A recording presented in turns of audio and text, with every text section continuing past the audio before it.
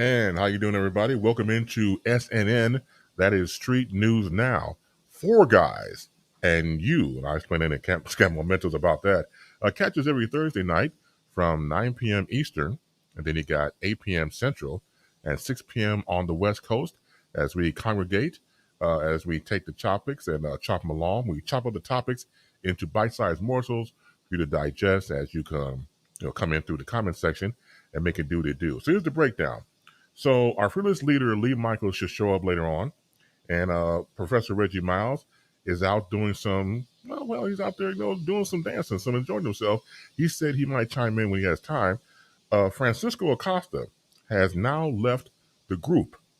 So for now, it leaves me and this man, Dr. Ron Ford. As a matter of fact, before we get started with anything, it happens to be his birthday. Happy birthday, my brother, Dr. Ron Ford. Happy birthday, sir. How you doing? Thank you, man. I am still glad to be on this side of life. That's how I'm doing. I'm glad to be here. It's nice to be thought of, and I appreciate the salutations. Thank you, sir. Absolutely. Yeah, I was telling my brother we had the pregame. I was like, I'm looking at him, impressed. You look like you're losing some weight. So the man is over there. Not only is his birthday today, but prior to that, you're losing weight. Like I can see in your face a little bit, man. I gotta catch up with you, man. So, what is your secret? Not eating. Don't eat, right? Yeah. Look, what they say. Food does a body wrong. It don't do a body right. Food does a body wrong. Okay. Right. And if you ain't careful, oh Lord, you'll be sorry in the long run, Yeah. But just pull back a little bit. I've had some tests done. When you start getting older, you gotta check the oil and do some other things, to make sure that you can make it for the next 10 or 15 years. So I did, do some medical tests. Me and my doctors get along real good. Most of the time, I can get a reach around if they violate you. So if your doctor is not giving you a reach around, time to change doctors. Again, Dr. Ron always giving you the public service announcements. Also, let everybody know you catch us on YouTube. It's hard to really come behind that, literally. Catch us on YouTube channel. You type in SNN Street News Now. Make sure you subscribe, like, and share. Catch us on Facebook Live, Twitter, and Twitch as well. So, as again, man, once again, celebrating your birthday. Now, are you the type of person that celebrates the one day, or do you celebrate all month? Well, I'm the type of person that is, I'm just glad to have another birthday, so every day is a celebration, whether it's my birthday or not. I'm just going to keep it real. I'm not, I'm going to wake up, 6 months from now and still celebrate. I'm like, I'm still here.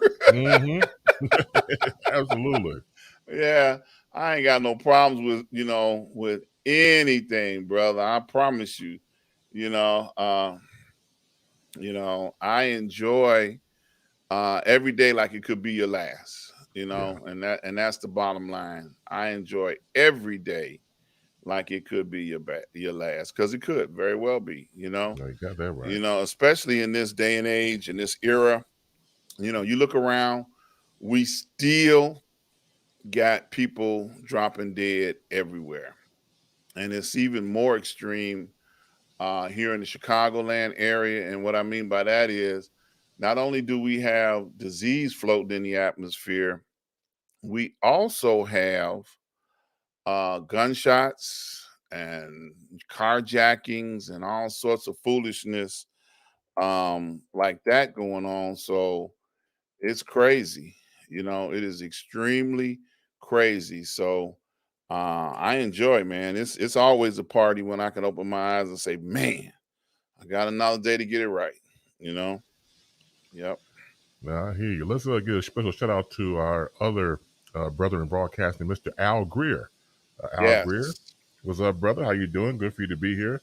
Al does a very good show when he's on doing bedtime stories. I usually catch him, of course, for you too, as well, Dr. Ron, throughout the night on various days on the week. And the one thing that I like about Al is that Al makes sure that he talks about his eating habits during his Facebook Live when he's doing that. So, for example, the last time I saw him, he talked about a hoagie sandwich.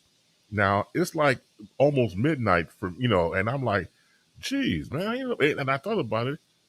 Damn, a steak hoagie would be nice around this time. So I love his eating habits, man. He inspired me to almost get up from a warm bed to go in the nighttime area. Got me a hoagie. I almost did it. I still uh, almost did, but that's his eating game is tight. Man, let me tell you something. That boy, he be broadcasting in all 4 time zones. You hear me? Like when we be talking about going to bed, this rascal be up talking about time to hit my other job. Right. He broadcasting in every time zone out there. Yes. Oh man, thank you, Miss Lisa London. Thank you for the shout out. My brother Al Greer, I got a message for you. Yesterday, I talked to Helen Wooten, and she remembered you, and she told me to tell you hello back. Okay, so I had to give him that message because I otherwise I have to make a special call. But since he's hanging in the chat room with us today, Yeah. hey, that's what's up. That's what's up. But he said, eat fresh. Now I go along with that, doctor. Eat fresh. Uh-huh. He says, yep, going back to what you just said as well. Yeah. Let's see. What else he got? He said, oh, yeah, I need that shirt. Well, yeah, this shirt, I got 2 versions of this shirt in 2 different colors, one black and one blue. I got it from a friend of mine. Another one I got from my sister Tiffany. So they both had the same printing on it, had the same, uh, mentality for me to get as our Father's Day. So I got both on Father's Day. So thank you so much for that. Also, got more birthday salutations here from Dr. Ron, the Glenice. Happy birthday to you as well. Thank you. Thank you. Thank you. Appreciate that. I've been getting receiving all day long salutations, and I want to thank everyone because this show will be put up on my sites, YouTube channel, everything. So let me get my thank you to everyone that has taken time out of their day to, wish me happy birthday. I thank you. I love you. I appreciate you. And keep them coming. It feels good to be loved. They loving on me from afar. I appreciate that. Yep. Appreciate it. Thank you. Thank you. Yeah, it's always good stuff, man. Like I said before, I mean, I've had the honor of knowing Dr. Ron for too long. It's too long to know somebody. But what I've learned about him is over the time is that he's had multiple lives. You hear about a cat having 9 lives. Yeah, Dr. Ron surpassed that probably by 10 more. And if you ever have an opportunity to talk to him, you want to share some of his stories if you like, you'll be surprised of what this man has been through. I personally did not know. And one time, Dr. Ron was talking about video recording his life to pass on to his family or down the road if it wants to get published or not. But I learned so much because I'm looking at the notes I'm taking away. You did what? You Yeah. were what? And Yeah. you just can't believe it. So a person can evolve and change. If anybody has a definition of that, it's that man over there. So man, I'll tell you, I just salute you. Just the fact that, as you say, I'm still alive. I'm still alive. I was like, I got it And now because see, all the crap you went through. that's the backstory behind that testimony. It's a backstory. See, because I have been in so many near-death experiences throughout the course of my life that I can't do nothing but be thankful and celebrate the fact that, man, I'm still here. And it means so much to still be here. I appreciate it. I'm just gonna can I give them a story, base? Can I give them a story? Oh, please do, please. Yes. 2015. This is not that far ago. 2015. Riding down Interstate I-57 for those that are not from the Chicagoland area. It's an interstate that runs from Chicago all the way down to, Memphis, Tennessee, going south and beyond. Um, 70 miles an hour. A car pulls out of the shoulder. I'm doing 70 miles an hour. I am in the right hand lane closest to the shoulder, and he just pulls out in front of me, putting. So I swerve to keep from killing them and hitting them. And my car, which happened to be a 2001 Mercury Mountaineer, went sideways and went right into a concrete wall at 70 miles an hour. I hit the wall so hard, my vehicle bounced and spun around and hit on the backside. So I hit the wall going engine first. And when I came to a stop, my engine was facing the expressway. And by the grace of God, I am still here. I for the most part walked away, bumps and bruises, and people say, "You all right?" And I said, "No, I'm not all right. I'm hurting." you No, know, I'm not all right. I'm sitting in the car. It was definitely a well constructed Mercury Mountaineer. That car had a full tank of gas. I'm sitting in there, and smoke starts filling up inside the vehicle. And I'm like, now I'm on fire. Not only did I hit a concrete wall, but now my car is on fire, and I'm stuck in the car, and I'm thinking to myself, oh man, not a good day. But, angels stopped and began to bang on the door, pried me out of the car. And when I climbed out of the car, I almost fell on my knees because my legs were so weak from the impact. That, oh my God, I was just like, they said, just get away from the car. It might blow up. And I'm like, trust me, that's what I'm trying to do, get away. So, just as recent as 2015, I had another reason to say, I'm still alive. Thank God he still got me here. By the grace of God, I am here. And I'm, going to continue with that testimony from now on. Okay. You I hear you. know, yeah. So I got a reason. It's a backstory behind that. It ain't just a catchphrase. No, Okay. no. Mm-mm. It's definitely a backstory behind that, you know. So, and to be able to make it to 64, Al, you still older than me, So, and he won't even Oh, tell his age, but I know he older than me, mm. Well, we're celebrating your birthday, obviously, and again, many happy returns, and I'm glad that you get a chance to be here with us and share your stories, and being younger than Al, that's fantastic. I know Al would appreciate that. Um, so, not to get into too much, unless you want to, since we're celebrating you and your life. I didn't know How that's what we were doing, but go well, ahead. I didn't know now until just now. Well, it makes sense. It's your birthday. You might as well go on Okay. and celebrate it. So for you, in I always said that a lot of us, not all of us, we have different versions of ourselves as we get older. We never is the same person that we were when we were younger. If you're We lucky. allow some of us allow ourselves to evolve. Well, yeah. Well, some of us allow ourselves to evolve. So in your situation, coming from one characterization of who you used to be to the next version, how did you allow yourself to evolve and change? Um, how? Yeah. I think I kind of evolved without having anything to do with it.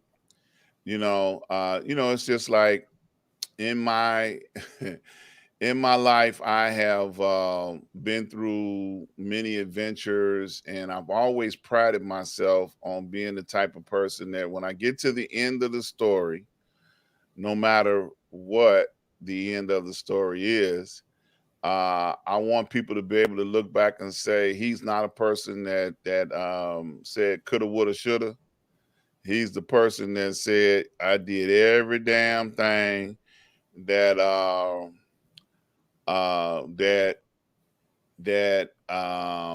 he was big and bad enough to do. So, and in the process of having that type of mentality, it allowed me to be able to evolve, from a young, foolish, crazy young man all the way up to a settled, gray-haired, bald-headed dude. I used to have a fro yard one time, but as my fro began to diminish, so I started acting like I had a little bit more sense, along the way. So I got to a point where it was, it just kind of evolved naturally. I'll say this, every 10 years, I realized that I had a midlife crisis. Okay. So I would say 19, 29, 39, 49, 59, and you sit back and you look because you're right on the threshold of a new era of your life, so like going from 19 to 20, and on and on. So when I got to 59, I look back and I say, this ain't gonna happen, that ain't gonna happen, this ain't gonna happen, So you start, as they say, you lower your, what women would say, lower your standards. So I lowered my standards, and started looking a little bit more on Earth instead of trying to say, well, I can go to the moon, the moon is a little bit out of my reach right now, I can see it from here, but I'm gonna just enjoy the view from down here on the earth. It's funny you should say that because I was looking at news on this week, and they're building a moon, not a moon, but a Mars station.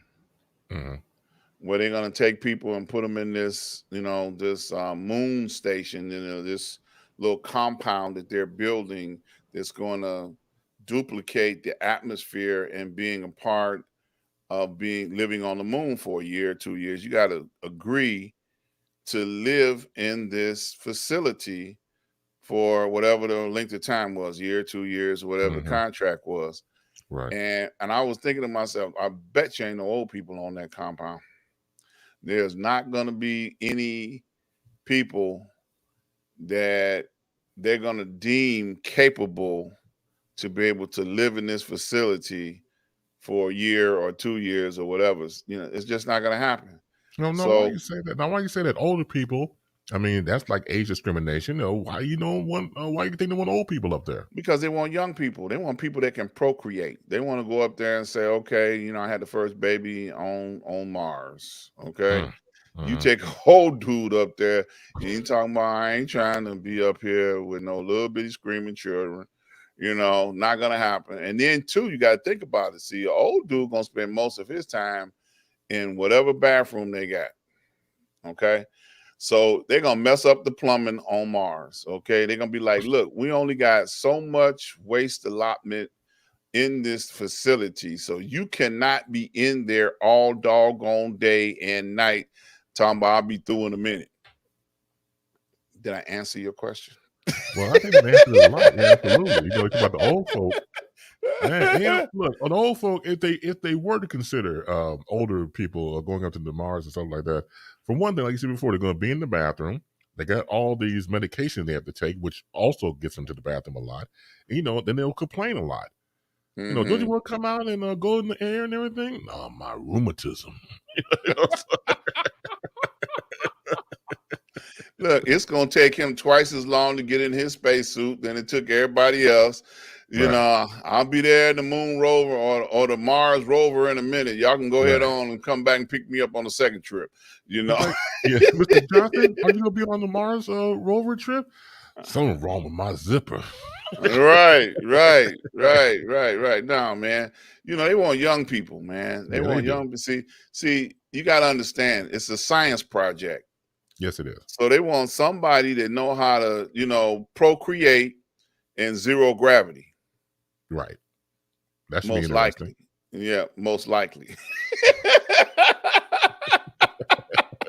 Somebody catch that sperm. No, It's floating away. no, no. I'm not going to suggest how you catch it. Oh no. Oh, Uh, holy smokes and Jesus. Oh, this is Dr. Ron, folks. So I'm telling you, this is oh his man, birthday. y'all, So you he's started this. You I started this. look. I figured we celebrated. I didn't think about talk about flying sperm. Hey, That was bro. What can I say, man? It's the truth. ooh wee. I don't want to see that. Hey, good evening, Erica. Thank you for being here Yes, so much. yes. And yeah, And, wish and my man happy birthday. Today's happy birthday to Dr. Ron, Eric. So get a chance to type it in when you have time as well. So since, of course, again, celebrating your birthday in your life. thank you. So you had mentioned to me before in the past about working on production and plays and stuff like that. Yes, So I sir. remember one time you told me you worked with the Three Mo Tenors Three more and other tenors, yeah. production groups. How did you get into production, and then what were some of your experiences doing that? Uh, when I was a young man, I used to be a DJ. You know, probably something similar to what that guy Al Greer does all the time. Mm-hmm. Spin music. Drink whiskey all night long. Drink whiskey all night long. And I realized back in the 70s, thank you, Eric, um, that the only way you're going to keep making money doing this is that you got to be in demand or you got to be popular. Okay. So once I came to that revelation, I said, okay, I love the entertainment industry, not like I love. All right. So I said, okay, I got to start figuring out a way where I can stay in this business and make some money and continue doing what I like doing. So I started learning how to do other things affiliated with producing shows, not just the host, because I've done that, MC host. I've done DJing. So those were familiar territory.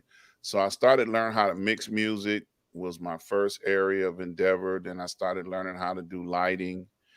And then I graduated into production manager where I started telling people how to do it. Then I became uh, company manager, which would be the person that would be on the bus, transportation, anything and every aspect of dealing with a entertainment tour or entertainment endeavor. I learned how to do it, and I was Mm-hmm. pretty much, OJT, because they didn't have a Columbia College back then that was teaching people how to do this stuff. We had to get on the job, and when they didn't want you to learn, when I say they did not want you to learn, they would be trying to do stuff where you can't see it. And I would learn, and I kept on learning. And as I learned, I made myself, marketable, you know.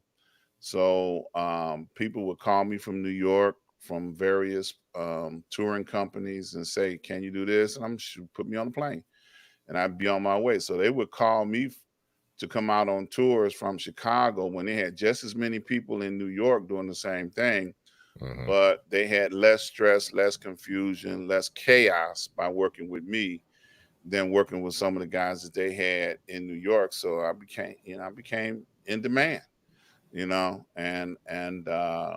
and have done it for decades. I was on Three Mo Tennis tour when it first started in 2000, which was also the year that they had the Twin Towers crash. And I was actually that morning scheduled to leave Chicago midway to go to New York Mm-hmm. to start the tour. And I was looking at the television when the Twin Towers hit, and I was trying to call New York, and you couldn't get a call through. So eventually, what happened was they told me to rent a car and drive to New York. And that's what I did. I rented a Lincoln Town car. Mhm. Yeah. And drove to New York. And we started that tour, and we went on a cross country tour from New York to California, Canada, all the way down to Florida. And I was with that tour for 3-4 years Okay. then they did the split like the Temptations. So like they had the three more tenders, the original guys versus the other guys that they brought on, Hmm. because it was political issues, as you would say. you know Yeah. yeah. Did I answer your question? Of course you did. Okay. Of course. That answered it. Well, tell you what, I know we got to still do the show. So, again, we're celebrating Dr. Ron's birthday and also the fact that, we had topics to do. So, tell you what, get into your topic and we'll still mix in your stories and things of that nature. So, again, the floor is yours, Dr. Ron. What's on your mind? Well, let me say this. If anybody wants to chime into the show, Chris can make it available, so y'all can come on in and we can hee hee ha ha together. Because there's a lot of people on here that I know that might want to say something, and even some folks I don't know that might want to say something. So if you want to pop in, maybe Chris can make available the link to come on. Because I enjoy having fun, and I enjoy you know, the people that have taken time to come join us today, and I appreciate it. Y'all can come on in and shout us out. My topic today, and it's more like a rant. I know everybody's aware of what happened on this week with the governor of New York, Governor Como, and the fact that he was forced to resign. They came out with this, report that said that, he was, out of order with a dozen or so young ladies. And, you know, I think, my problem with this whole thing is the fact that during the time last year when we had the pandemic, when it was one of the major crises that was taking place in American history, and especially in New York being a center point where a lot of people were dying every day. And this governor took control of the situation and began to take charge to the point where he grabbed a hold of it and he kept it contained to the best of his ability. And he fought every day against number 45 to save people's lives in his state, in the state of New York. And during the time that he was doing all of this, they were praising this man and looking at the fact that he was a natural born leader and was able to um you know rise to the occasion that was put before him. All the time there were people, and I ain't gonna say people, I'm gonna say folks that were disgruntled or had issues with him on various levels, to the point where immediately after they feel like this catastrophe was over with, that they began to discredit and attack him to the point where they forced the man to resign. So it wasn't about whether he can do his job or not. They went after him because women were very disgruntled and about the way he greeted, talked to them, embraced them, which I think is a discredit to what he had done, which was a very positive and successful job as governor.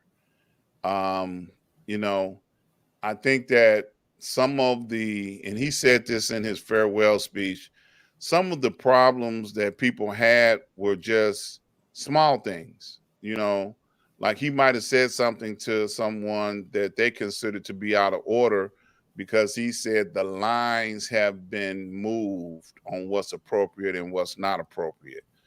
And I think that's very true. And I think that, you know, if a man might have been in that job, I know I'm finna make some women mad now. If a man might have been in that job, they might not have taken that. And I said might not taken that as offensive. A touch on the shoulder, a touch on the elbow, a touch on the back. And because it's a woman, you know, that fought so hard to be able to be in a man's job in the workplace, that you know, now they have, you know, have the right to stand up and say he's out of order, he's offensive, he shouldn't have did this and he shouldn't have did that, you know. But if it was a male officer in those positions, then the count might have been down a little bit lower. You know, if you take away 50% of the complaints that came in against him, it was from females working in places that could have been taking what was going on as inappropriate, but might not have been considered inappropriate if a man was in that position. So I know I probably have offended a whole lot of people with that statement right there. But you know, it's a rant. You know, that's just, you know, what I'm feeling about. The man did a great job, you know, and the fact that he did what he could under, you know, duress from number 45, you know. Well, I'll tell you, let's give a programming note for everybody that talked about this before, that Dr. Ron talked about. You can see on the screen there. So that is the link for you to come into the show right now in real time. I did see Gus here in the green room. I was trying to get him on, but he had disappeared. So Gus, you want to click the link again, I'll get you in immediately for your comments. So after Dr. Ron just talked about, if you want to join us in real time, right now, click the link. As I say on my other program, make sure you wash your ass.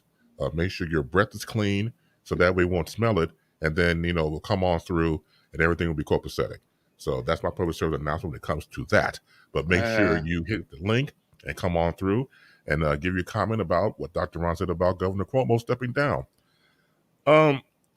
Like you and most people, I saw the video during his presser, and he's, you know, talk about, you know, leaving the position.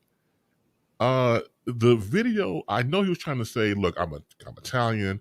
I come from Italian family. Let me stop that. Here comes Gus. So my man Gus Stevens wants to chime in. Hey, Gus. Hey, first of all, Gus, I see your gut and your stomach there. We want to move the camera. I don't know how to move the camera. Oh, Jesus. Okay. All right. Well, go on and speak. Can you try to? There you go. You got to turn your monitor down. Yeah. I don't know how to move the camera. Okay, well, how do I turn the monitor down? Well, just turn your computer or your TV. Just turn the volume all the way off. Cause we're getting that feedback, and then we can communicate with you that way. Just a little bit. Just turn your computer or your TV. Okay, can you hear us a little bit? Okay. Can all of you hear me? Yes. Okay. I had to turn it down to where it's completely off because right. me and these devices, we don't get along good, so forgive me. But that's all right. Gentlemen, when it comes to public figures, they're held at a much higher standard, and in some cases, well, we've been spoiled. 45 really ruined our public life with his out and out chicaneries, lies, and his arrogance. And he really spoiled the public mode. And politics now is a dirty word because of him. Now, there were others just as equally as bad, I think, but he takes the cake. And I don't know how to explain it other than this Republican Party is doing something with, and perhaps we will talk at this at another late. I know we're going to talk tomorrow on Chris's show about redistricting and the Voting Rights Act, because they're playing a lot of game. And the thing that's still here is a rare form of the litmus test. And it's a travesty within itself, because I'm 70 and I remember when they had these things called litmus tests, and it doesn't make sense. It really doesn't. I mean, and if you want to go with the with all the attitudes and stuff, all these plagiarisms and stuff, and all of this stuff, we hold these truths to be self-evident. Well, that's nothing but a crock of baloney, okay? Because if the truths are self-evident that we're all equal, then why is there always has to be some sort of legislation for black people to get just and fair treatment? That doesn't make sense. And I spent a number of years in the United States Marine Corps, and I saw the unfairness with my fellow Marines. And in the Marine Corps, we learned something very special, because we all stick together, and it's a thing called esprit de corps. And if you mess with one of us, you got to take us all on, because we are going to give you a nice warm feeling in that place where you sit, where that brain matter is, when you become disrespectful to us. And that's the thing. And of course, Semper Fidelis, you've always got to be faithful to mankind. So to me, this stuff, we got to stop calling ourselves black and white. We got to start calling ourselves men and women. And what concerns us here in America is simple. You deal with me, because me and all of my counterparts, the citizenry, you're dealing with America. Don't ever forget that. Because there were times when I was in the Marine Corps, I was really wondering that, hey, this may not be what I want. But I was fortunate enough to finish and came back. And once you're a Marine, you're always a Marine. I don't care who tells you anything different. And we treat things a little differently, because we will give you your plate. Then we will stand up, with that F word. And we're coming right back at you. We did this with 45. We should have got him right away when we saw how arrogant he was. You can't do this. He wrote this so bad that I can't agree with some of the things that President Biden's doing, but he screwed the country up so bad, I don't think this administration is going to be able to straighten it out within the next 4 years. That's how bad things are. And how can we hate each other as a people? Why do we have to help? Why can't we help each other? And I think I know what it is. It's because of a mindset that says, you know what? We can't trust our brethren because we don't know who's lying. Haven't we had enough lies in 4 years? It's about time to start telling the truth. It's about time to deal with people on a one-to-one basis so that everything will be a little differently. Okay? I'm sorry I can't hold my camera the right way, but I'm trying to deal with you folks. And, well, you know what? I appreciate your programming. You come across with a lot of rationale and plausibility. And see, that's what we need back in our life. Those two virtues, plausibility and rationale. If you can convey that, then you can communicate. I don't care what level you're on. But if it's irrational and there's no plausibility, all you're doing is making noise out of that organ called the mouth. And we had enough noise for 4 years. Now we need to do something about what's wrong with our country. And this is our country.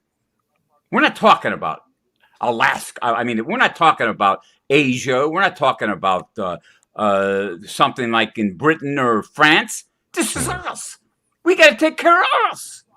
And we haven't been doing that for, well, I go back into the 60s. That's how bad it's been. I mean, it's still here. It's in a different form, but it's still bad. We haven't changed. So when are we going to change? We got to address each other as human beings. Give each other the respect that we've earned. And that's what I really implore all of you fellows on your show to give us the truth like you've been doing this. Tell us when these people are giving us that wonderful thing, that who's on first routine. We don't need any more of that. We've had enough who's on first for 45, 50 years. Get away from that line of malarkey. Treat us with just and fair treatment. Otherwise, we're going to give you what you give us. and you ain't gonna like it. Thanks, fellas. Thank you, Gus. Thank you. Thank you Gus. so much. First of all, the thing about Gus is that as you already 70, I agree about, because I'm not that tech savvy myself. I mean, I've improved over the years, but the whole tech stuff will get on your nerve. Just the fact he did that is a triumphant situation. So thank you, Gus, for your time. Dr. Ron, your response? I totally agree with Gus when he says about the military. There were a lot of situations where, going all the way back to World War I, even the Civil War, where black soldiers were not considered fit enough to be able to go and into battle. They were fit to do auxiliary work. And when they realized that these men can, hold their own in the battlefield, then they were allowed to go forward and definitely, represent in battle. But that's something that's even today, there's still an issue, But when you're in a battlefield, or a jungle or a desert or some place where, everybody in your uniform is counting on the person next to you to be able to hold their space in battle, then you forget about what color they are. You forget about what city, state, or town they came from. You need them to hold their ground and to make sure nobody creeps up behind you and takes you out. So and it does create a bond, and it does create a relationship that does not carry over into civilian life. When you get back, I remember vividly seeing when people came home from the Vietnam War, man, they treated them like crap, and to this day, I think they're just now beginning to get the honor that they deserve for serving in a conflict, because it wasn't really a war, it was a conflict, and we can learn on what it takes to be in a conflict situation and have to count on the person next to you to determine whether you go back to your family or not. So, it's a lot to be learned, it's a lot to be said.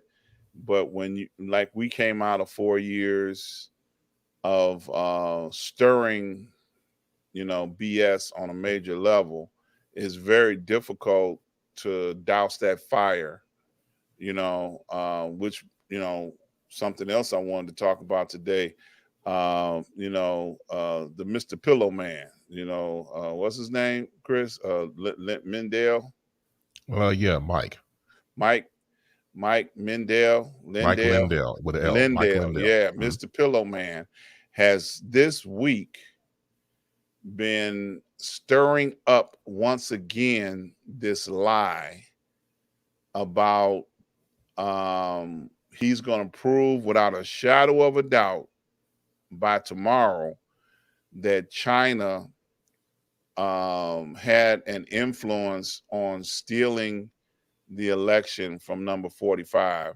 And, the lie he's telling now, without a shadow of a doubt, the Supreme Court is going to rule 9-0, and installing number 45 into the presidency on tomorrow. I just want to tell these people to put this bullshit to rest. It's time. Let it go. This guy was getting sued, and he went and pulled up a whole bunch of spreadsheets with metadata. That's what CNN called it. They had at least a dozen or so computer experts analyze his evidence, and the general consensus is that was just metadata, just O's and ones, and maybe some X's and O's or whatever on a spreadsheet that has nothing to do with being able to prove anything. And CNN did a report on it on I think this week or last week, and they interviewed him and they looked at his evidence, and they went to a couple of small towns that were listed on his spreadsheet where the Chinese were able to alter the election results. And some of the places that CNN went to, they were like, they're not even connected to the World Wide Web. There's no way possible that their results could be, altered or not correct, because they're still using the old-fashioned paper, putting in a counter, and then they still got the paper and the numbers to match up. So they did the footsteps to these towns and actually saw the actual results of what that district was came up with. And this fool still sitting up there talking about, oh yeah, they're not showing you the right stuff. They're not giving you the right information. I can prove it without a shadow of a doubt. And give up the lie. Give it up. It's not gonna happen. They told him, you have nothing. You have nothing. But the lie continues. And I encourage people that are, that's QAnon followers, let it go. Just let it go. It's time. Let it go. We don't need to keep bringing up the same lie over and over and over again. So I know, and as you heard from Gus, the average citizen is sick of the foolishness. And that's what we need to do. We need to just say, hey, let it go, and move on. Well, first of all, Mike Lindell, the pillow guy, is a nut, and that's an insult to nuts and pistachios and walnuts. The thing about him, and I remember reading an article about him. The Better Business Bureau had a report, an article saying that he is probably, if not the second, probably in the top 5 of most complaints to the Better Business Bureau. And you grade it from A until F. He got the most Fs. If they could create a letter outside of F, they would have created one for him. His products are that horrible. The pillows, the mattresses, and all that crap and everything else. He has the crappiest product probably in the history of man, woman, and dog kind, based out there in Minnesota. And that's a damn shame because, you play this patriotic act, all the proceeds goes to families of the Vietnam War veterans or any veterans, something like that. And that could be true. But because of this lying, as you just said, what he does, people are tired of it. And people want to move on and try to find a way to comport themselves and survive in life. But what he's doing, same at 45, they're playing to their audience. They're playing to the audience that had voted for 45 in the first place. Anybody associated with 45 was able to get some sort of deal or whatever the hell. So all they do is playing to that audience. The rest of us like the hell with y'all. We don't have time for it. But the fact that people do buy into it, the fact that they're waiting for tomorrow, for all this new data and everything else, those are the ones that are the suckers.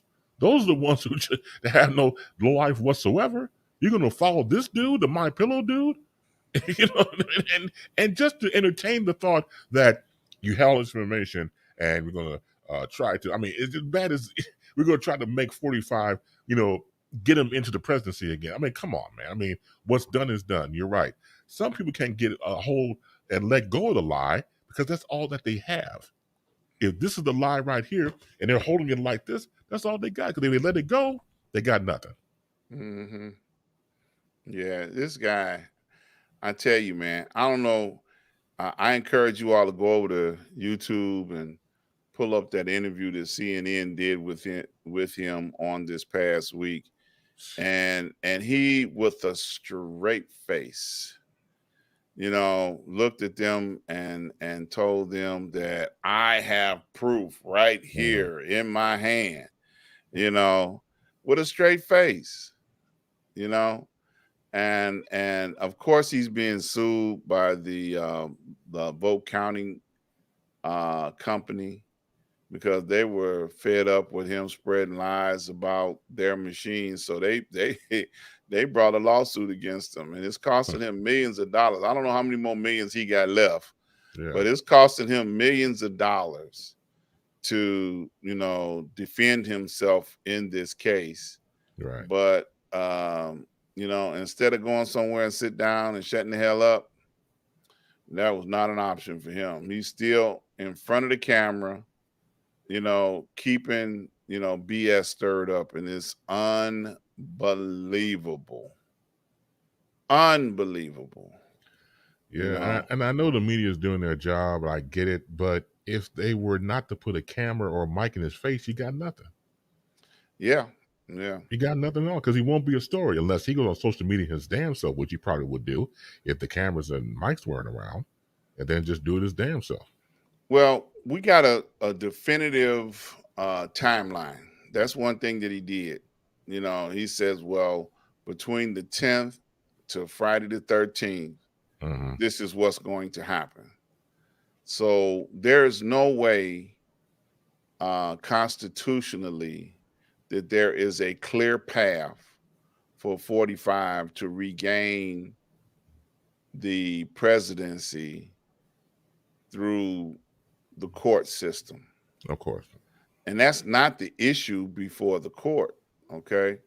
Because the issue before the court is you slandered the company that, provided the machines. So the issue before the court is what is the basis in which you are bringing this slander against this company. So, they're not going to hear a case whether it was a fraudulent election or not. That case has already been settled within the months after the election. Every court in the land said nope, no evidence of fraud, including, the attorney general and every court that they presented a case against, that Rudy Giuliani was running around the country filing complaints and charges against those districts that, this has got to be fraudulent. This got to be, and they couldn't find any cases or any incidents of anything being fraudulent. So once again, that's not the issue before the court. So if he goes to court on tomorrow with, suitcases full of, X's and O's and, whatever he got on paper, it's not going to prove anything because nobody can read that if you don't read binary, because I think that's the language of computers, right? Binary, something binary like codes. that. Yeah. So if you can't read binary, they got like, what the hell are we supposed to do with this? This ain't tic-tac-toe. So get over it. Let it go. Yeah, I got some advice for Mike Lindell. Take that My Pillow and lay down and take a nap. Yeah, let's do that. That'll be fantastic. And it can include a dirt nap too. I would. That's my go word. there. Yeah, I know. That's why I said it. Take a dirt nap. Ooh-wee. Cover yourself up with some dirt and a My Pillow. That'll do. And a My Pillow, right? Mike Lindell brings you to the My Pillow dirt nap. Well, I figure if he ain't talking no more, he can't cause no trouble, right? No, you got that right. Ooh-wee. Let's see. What do you say here? Okay. Rudy, Sidney Powell, and the My Pillow guy are going to lose their shirts in court. Big payday for Dominion. Dominion right. coming. Yes. Right. Totally agree, Eric.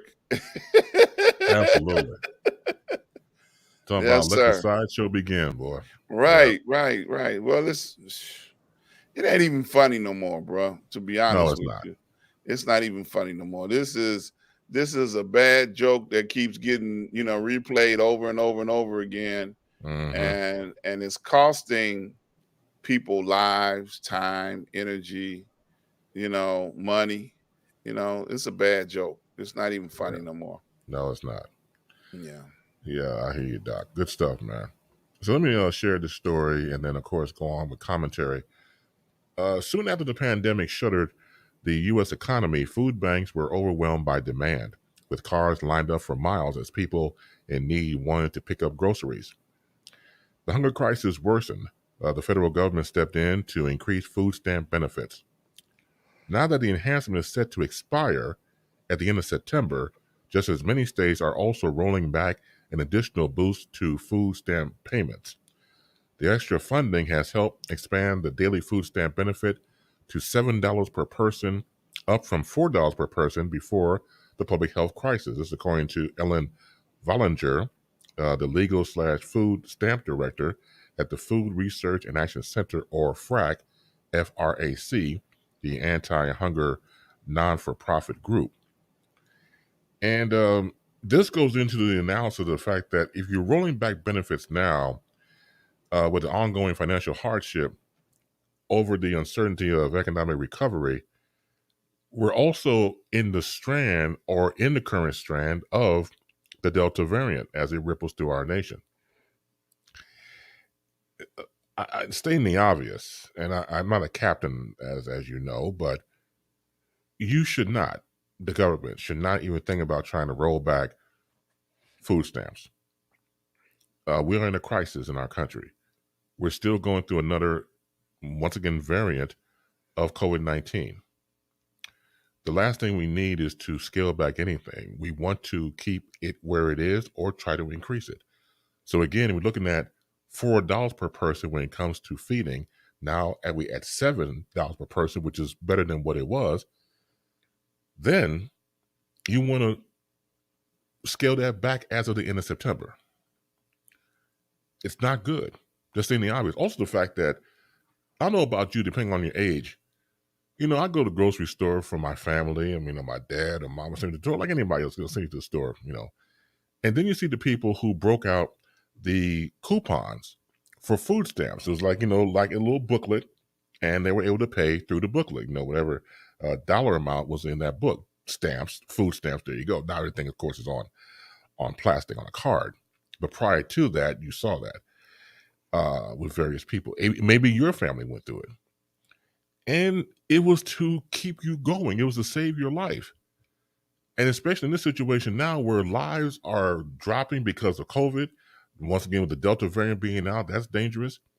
People are just trying to survive. They don't have the money, don't have the job. They want to work, I believe, but it's just not happening right now. Depending on where you are, jobs are scarce. But if you're able to feed yourself or feed your family or both, depending on your household situation, that is survival. I think the last thing you need is to not even go near decreasing. So if you knew from the beginning it was going to go up to September and end, then you should have had a way to keep it going past September until ... I don't think it's right to get these people, in the article says people drive for miles to get food, to get groceries, to go to these various places because they want to survive. And in an area of our lives right now, we're not too sure about a few things. The one thing somebody would be sure of, and one of those moments, is to not think about where the next meal will come from. You add that to an already desperate and lonely and fearing situation, you're asking for more headache. So hopefully, and I know everything, ran by the government. Sometimes, if not all, the government don't give two damns about you or me. But in this situation, since they did increase it, keep that maintaining or try to find a way for people to survive because we don't need that. We have enough on our plates already. It would be nice. I know the nice word, it doesn't because it's just for certain people. Not even the word love, I dare say. But it would be nice for this not to be a continuing headache or another headache that people don't need. Families need to be fed. People need to be surviving. If you don't do it, what happens next? It's entirely up to them. Yes. I remember reading, not that I was actually there, remember, but about the Great Depression. And in the Great Depression, soup lines was a very popular thing that sprung up all across the country because people couldn't afford to feed themselves. And, people didn't have homes, they didn't have the necessary creature comforts that are available today. Mm-hmm. And there are many people um, that are headed towards homelessness and hunger because of the relief that was extended to the people. And I ain't just talking about a small demographic of people. I'm talking about people that were at one point in time making 100,000, 200,000 a year. And Mm-hmm. because of the pandemic, they had to, shut down what they were doing, and they've gone through their savings now. So the bottom line is, people that benefited greatly from the tax breaks should be standing out trying to pass out relief to people that have helped make them the money that they now sitting on top of. Mm-hmm. And it wouldn't hurt them. It still wouldn't hurt them. I saw statistics somewhere that said if you gave every American $1 million, you still could not break the American uh, bank. Mm.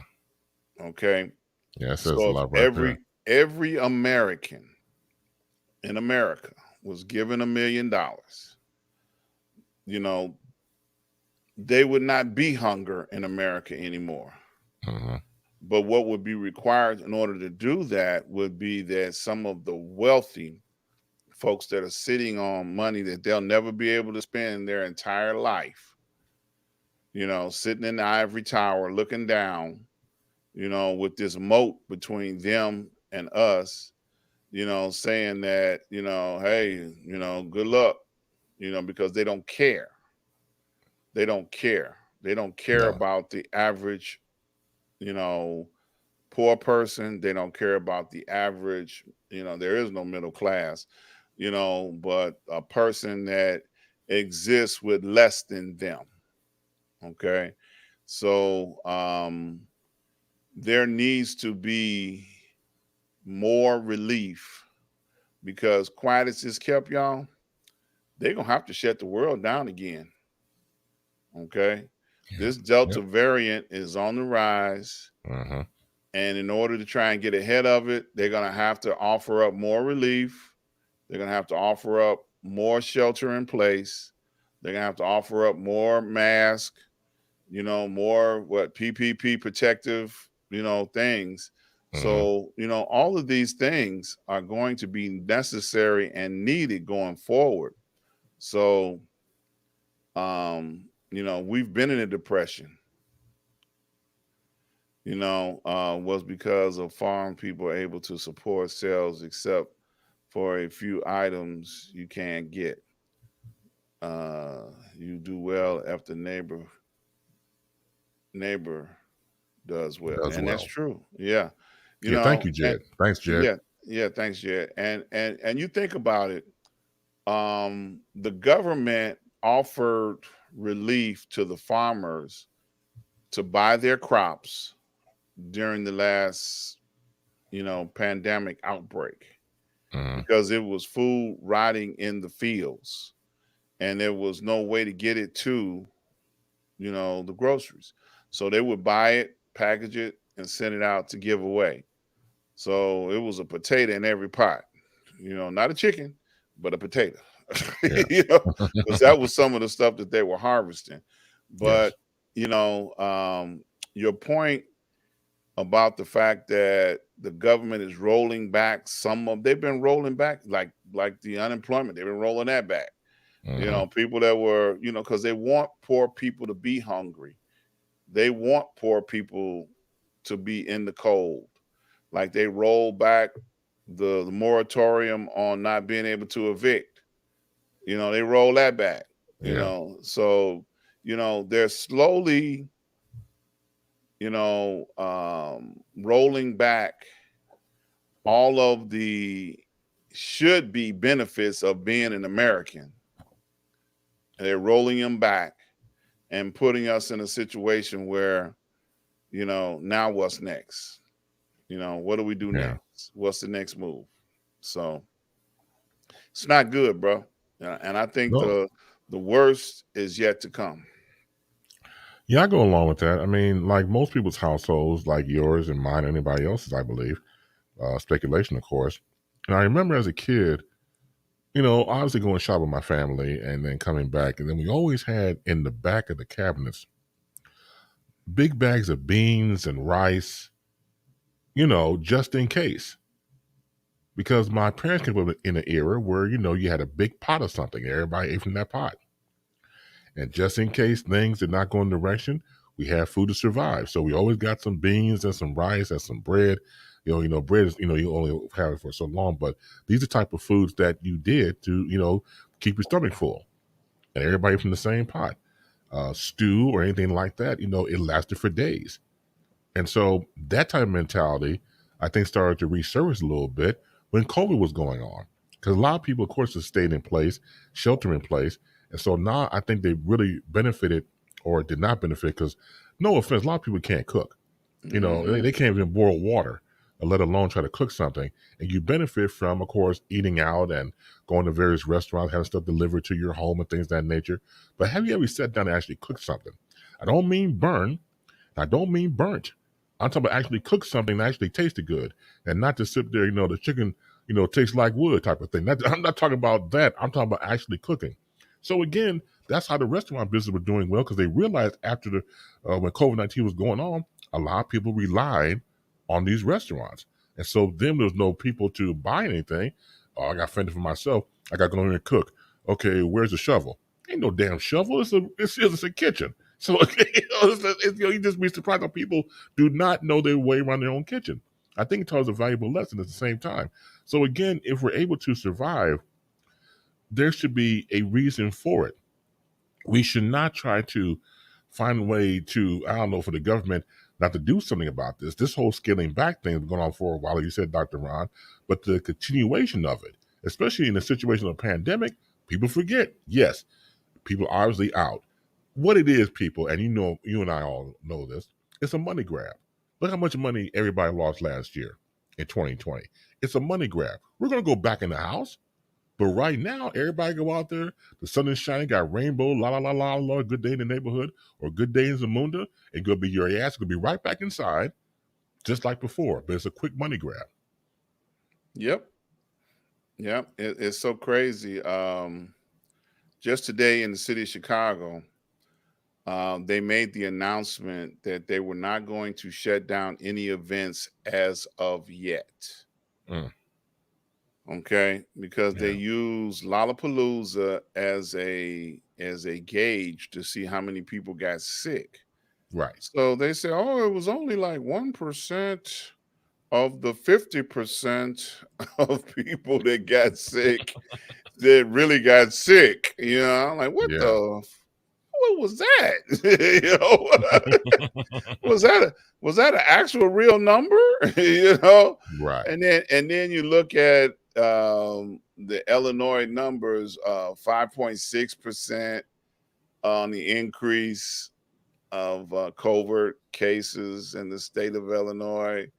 That's a long way from when we, you know, uh, first opened up. We were like 1 or 2% when we first opened up. Now we're up Mm. 5.6%. So the numbers and the cases are increasing. Okay. So what are you gonna wait to get back up to 100%? Are people sick 100% by now? I don't know what they're waiting on, Yeah. but it's got to make sense, and the mask mandate. I'm gonna say this: before we had a vaccination that they're encouraging everyone to take, they said everybody had to wear a mask and they should wear gloves. Remember that? Yes. And people were still dying, but it cut down, on the actual amount of people that were getting sick and were dying. So, the fact that it's all about the money, as your words will say, money grab, it's about the money. Yes. The Three Stooges. Well, the Gus type, yeah. Three Stooges used to say, "I owe you 10%." Yeah. Yeah. Yep, from the we law in trouble, firm of y'all. Dewey, Cheatham, and Howe. Yeah, we in trouble, y'all. Yeah. And I would be doing you an injustice if I tried to glorify this mess we in. I'm not gonna do it. No, of course not. Yeah. No, let somebody else do it. Shout out to another brother in broadcasting, R. Michael Douglas says, "Good evening, my bros of the mic." Hey, what's up, R. Michael? What's How you up, doing, man? sir? Good to see you. Also known on the microphone, he's also known as Sergio D. Sergio, say happy birthday to my man right there, Dr. Ron Ford. He is celebrating.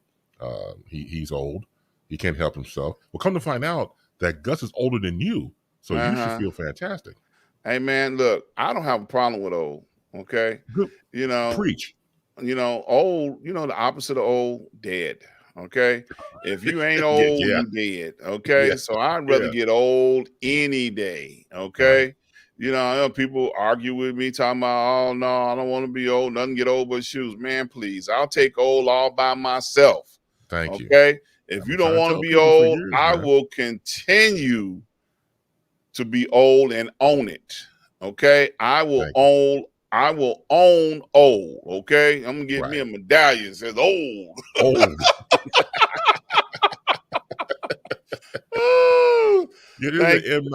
Yeah, go ahead.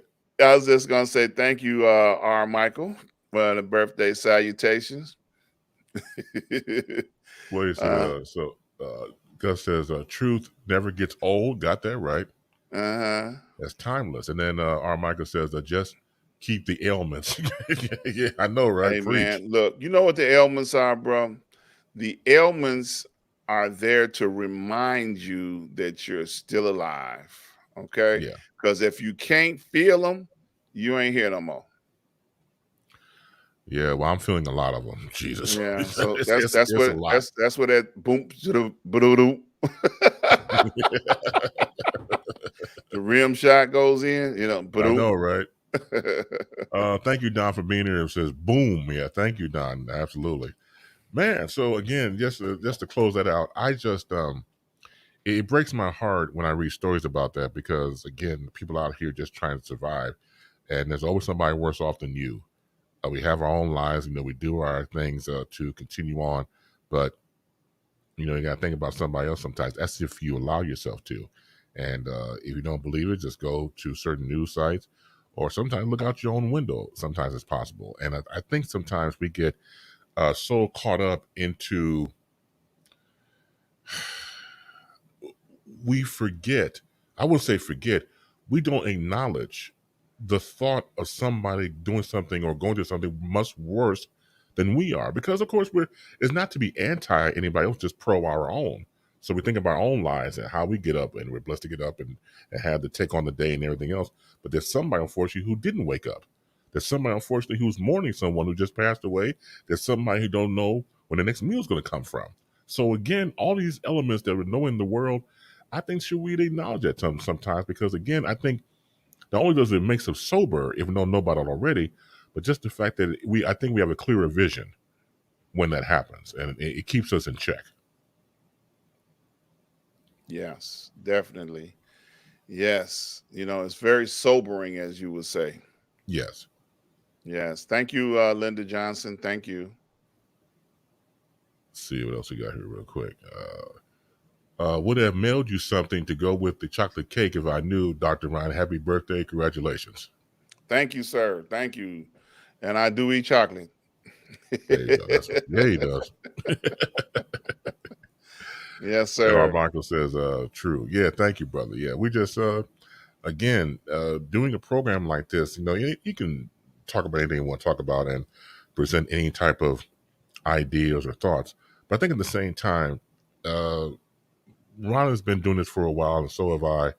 For example, in the broadcasting and entertainment combined, you feel responsible for what you do. Your name is associated with something. You have a reputation to uphold, and some people may like it, some people don't. But the ones who follow you, the ones who appreciate what you say, they're going to always be there because they know what to get when they go to your digital platform program or they see something you type on social media, because your voice means something, just like their voice means something as well. Yes, definitely. I totally agree with that. And you take pride in what you do. There's a certain amount of pride that goes along with getting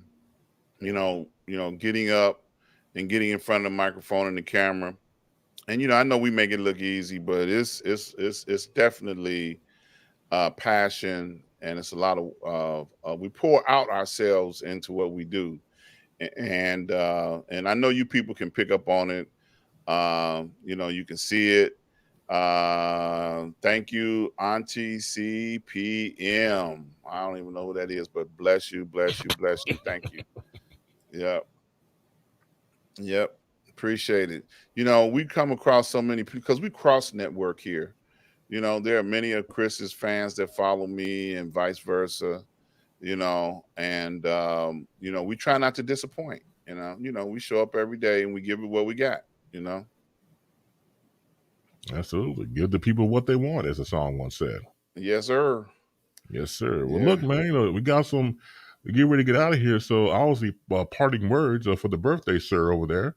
Have at it. Go right ahead. Oh, you want me to say some parting words? Thank you all for coming out and hanging out with us today and helping me celebrate my birthday. I appreciate you. I love you, and ain't nothing you can do about it. Keep coming back. I'm gonna work harder in the next year to try. No, I'm not. I'm not gonna work no harder. I'm just gonna keep showing I'm doing what I'm doing. All right. Bless y'all. Thank you. Look, I ain't running for public office, so I don't have to lie. No, don't lie. Don't start that, Doc. No, we don't want that. Yeah, vote for me and I'll set you free. Oh, no. And the band played on. All right. Oh, that's the last thing we need, man. You almost pulled off a Russell Simmons from Def Comedy Jam. You didn't have the list, though, Thank you all for coming out. God bless you. Good night. I was like, you sound like Russell Simmons on the list. I know. But then I thought about it. I'm like, hey, man, I'm not running for public office. It ain't going to get no better than this, okay? Right. This is it. Exactly. This is it, y'all. I'm going to be the same next week and the week after. That's right. That's right. And let me say this in parting before we get out of here, but, just celebrating Dr. Ron. So him and I met at another radio station, he would say. He never wants to admit the person or name, and I really don't blame him. So at another internet radio station we used to work with, and that's the first time I met him because I was recruited to come on board to do a talk show for then globalnewsforum.com. Dr. Ron was already over there. And so we were paired up.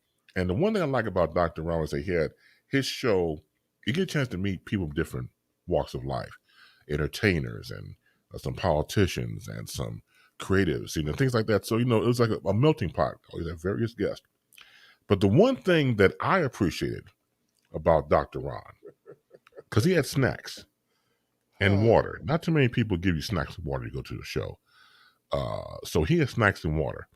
He had Doritos and everything else. And the one thing I liked tremendously, he had the Cheetos crunchy kind, not the puffy kind.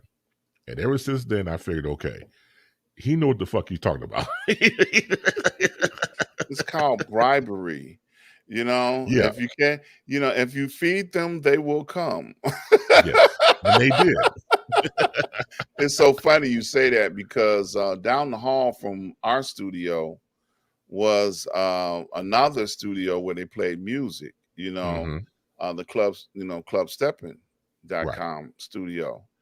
And every time I did my show, the DJs from that show would always work their way down to my studio to see what snacks we had.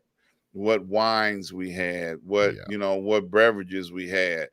And it was across networking, if no other time, but during that time, for sure. Yep. Absolutely. Yeah. It was Yeah, there was a bunch of moochers. Let's call them yeah. what it is. I'll say it. There was a bunch of moochers and some jackleg half-ass Negro people. So yes. Hey man, those are my brothers. I love them. What can I say? Okay, you go ahead. All right. Yeah, I love them. What can I say? Well, somebody got low. No, I was cool with them. A couple of them, just don't get me started with that. It's a whole different conversation. But yeah, no, they were good brothers up until a point for me. Yeah. What do you say? What you got? Freeloading. Right, there were some goddamn freeloaders. It was some benefit to it. I think we were talking about a week or so ago about some of the stuff that used to go on around that station. And I didn't have a problem going down the hall to their station when certain ladies would be on the air doing their thing. I know about that part. Yeah, man. It was so wonderful. In the summertime, let me just set it up. In the studios, we didn't have central air or central heat.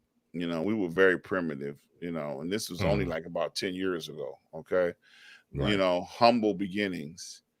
And it would get so hot in there during the summertime that, the ladies that were having their own personal summers would take off their shirt. They wouldn't take their pants off.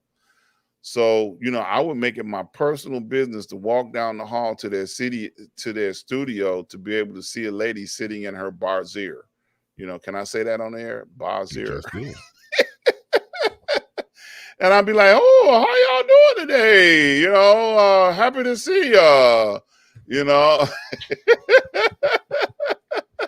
Yes, Dr. Ron is happy.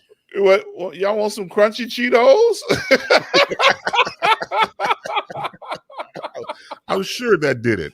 I'm sure that was. I'm sure that was the Lord. Oh man, to this day, they still my friend. Oh man.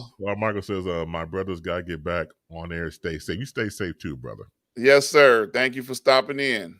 Yes, sir. Absolutely. Oh man. So what can I say, man? Crunchy Cheetos go a long, long way. Hey man, I would bribe them with cookies. I would have wine on occasion because my sponsor to my show, Ask Dr. Ron, is the wine sponsor, Port Again Sam.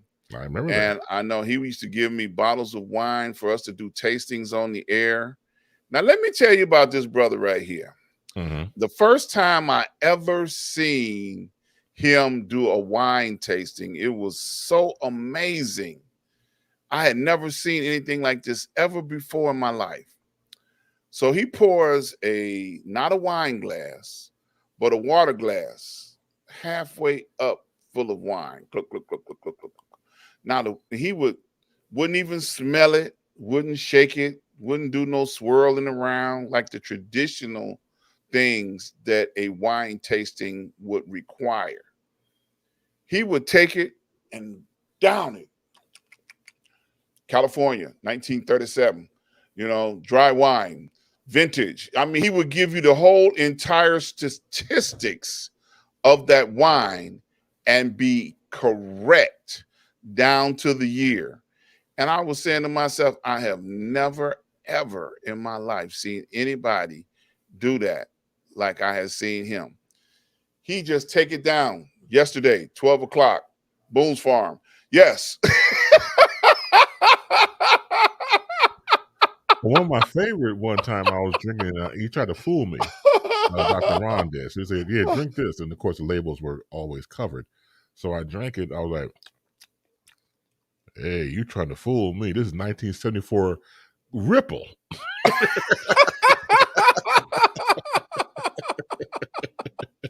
Oh.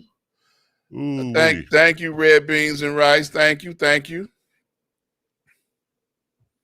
And I'm not going to put it up because she has a name up there I don't really care for. Oh, okay.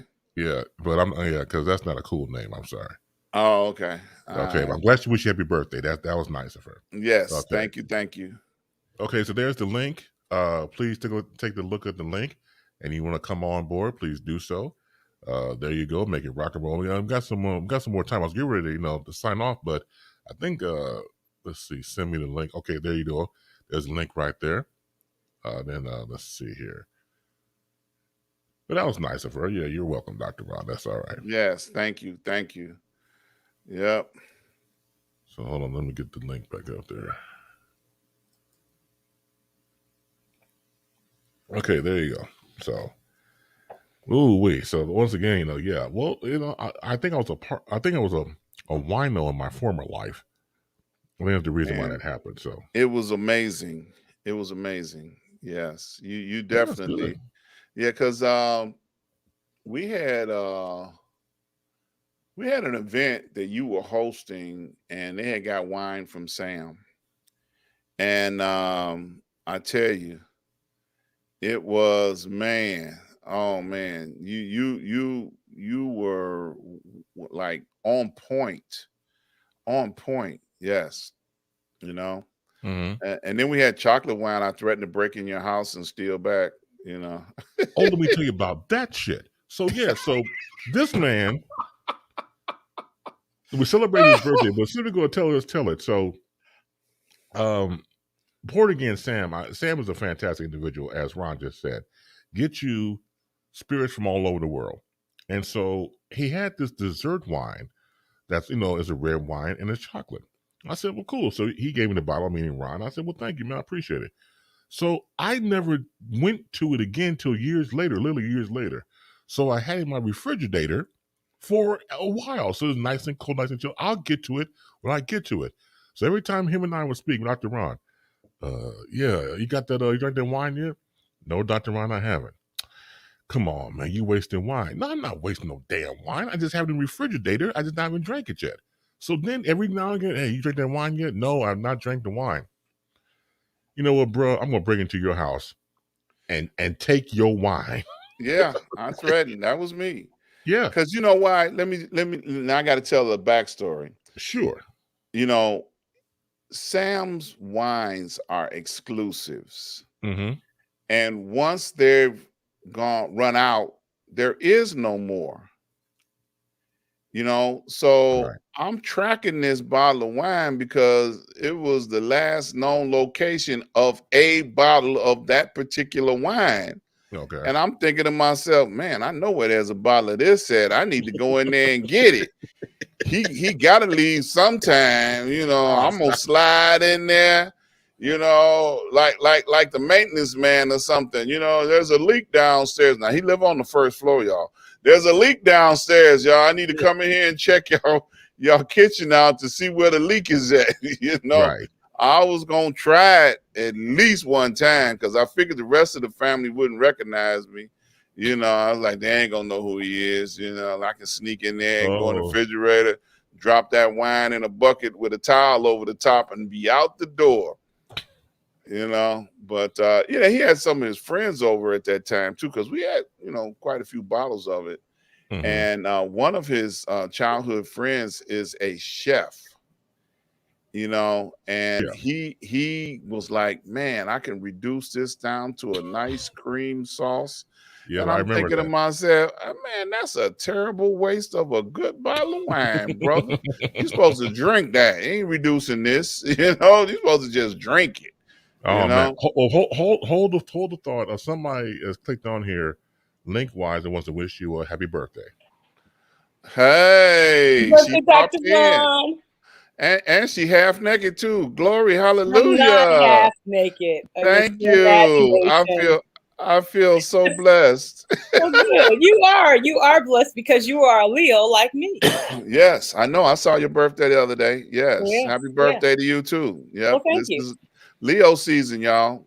Absolutely. That's where we at. Leo seasons and Leo. Every month is Leo season. Come on now. Every month is Leo season. I know that's right. Yeah. Hey, Chris. Hey, how you doing? Chris, baby. I have no idea what she's talking about. Okay. What's your birthday, Chris? September 4th. Next month. September 4th. 4th. Oh, okay. Yeah. Okay. Yep. You just missed out. Yeah, and I know it was your birthday, Laura. Happy birthday to you. Thank you. Appreciate Yeah. it. Absolutely. So you all are talking about all of your drunken rampages, huh? Not really. Mad Dog 2020, breaking and entering someone's house to get wine. I mean, what's going on here? You know, they can still prosecute you for doing those kind of things. You better be careful what you say. Oh, I'm just repeating what you said. Nah, I was thinking about breaking in. Okay. Gotcha. Okay. So, Yeah. Dr. Ron, I missed most of the show, and I'm sorry about that. My family was finally able to get together to celebrate my birthday. We had one person who tested positive in my family the day of my birthday. So we ended up having a virtual birthday party, and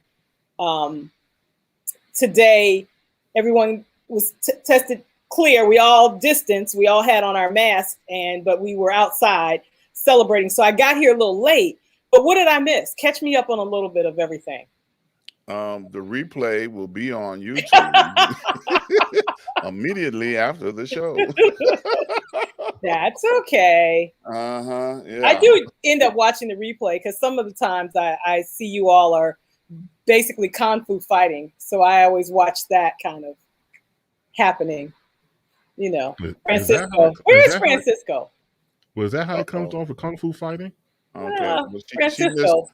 She missed the opening announcement, so now that you might want to regurgitate back to her. Okay. I had nothing to say on it. I said my piece already. Reggie Miles, Ron, you give her the news about that.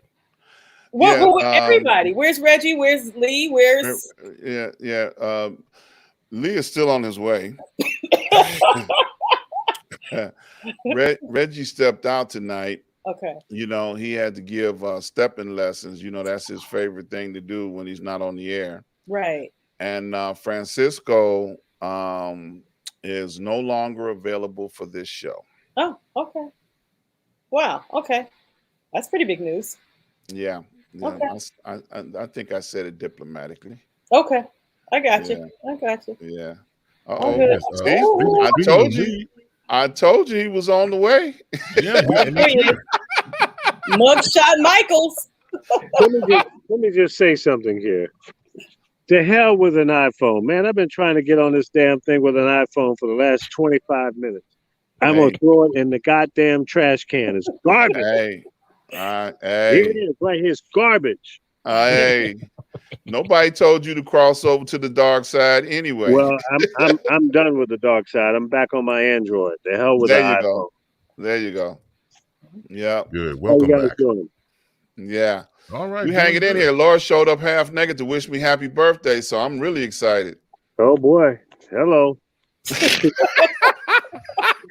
She's doing it in the dark as well. Oh, yes. Like Rock Creek Park, doing it in the dark. Oh, yes. Boy, this show is going to shit.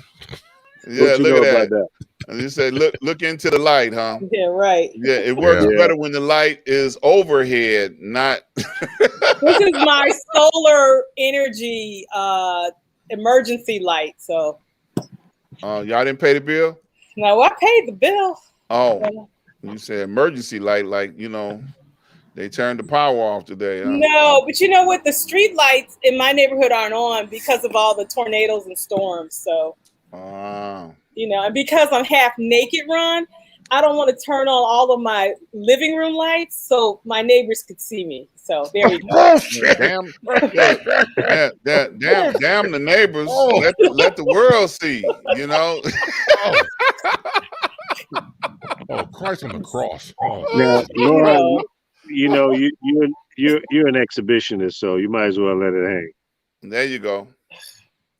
You know it's 100 degrees in that house. You know it. Nah, I'm good. Look at that. See, you know, your fan ratings would go up. You know that, right? Hey, listen, she's got plenty of fans on YouTube. She's got over 2,000 views already. Oh wow, that's cool. Yeah. She's about to surpass us. Yeah. That's all because of Lee. That's all because of Lee. Thank you, Lee. Yeah, I gave her a few tips, and now she's LIVE. Yeah, I heard that. Yeah. Hey, That's all right there. Yeah. yeah.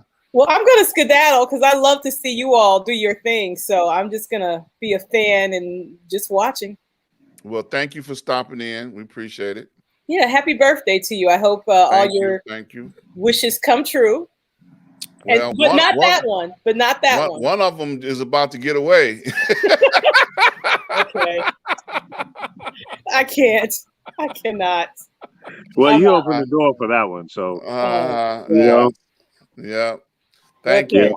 Thank you for the birthday wishes, and happy birthday to you too as well. Thank you. Thank you. Thank you. Chris, again, you missed it by about 28 days, but sorry you're not a Leo. We'll talk to you later. Okay, great.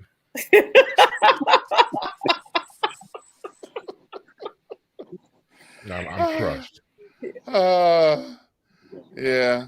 Oh, sorry. I don't think you had nothing to do with it, Chris. I think that was strictly between your mother and father, I would say yes. Yeah, absolutely. What you up to, Lee? What you doing, man?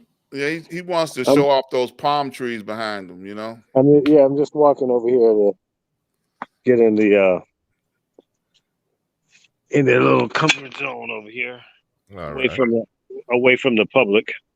Okay. Damn. So what do I missed the first part of the show. So what have you guys been talking about? Who you been jumping on? Well, we've been celebrating Ron's birthday and telling him how old he is and roasting him on that. But the serious topic he got into was about Governor Cuomo stepping down. We'll get in on that one as well. I know he talked about the My Pillow guy, Mike Lindell, and his shenanigans. Well, let me just say this about the governor. I don't think he should have stepped down, unless he has committed some things that may be coming out and they haven't come out yet. Other than that, I think he should have stood his ground and fought back, because when I look at other cases or allegations, allegedly he did these things. But when you compare it to other men and women who have done things and accused, and some have been convicted, most have not, including our former president.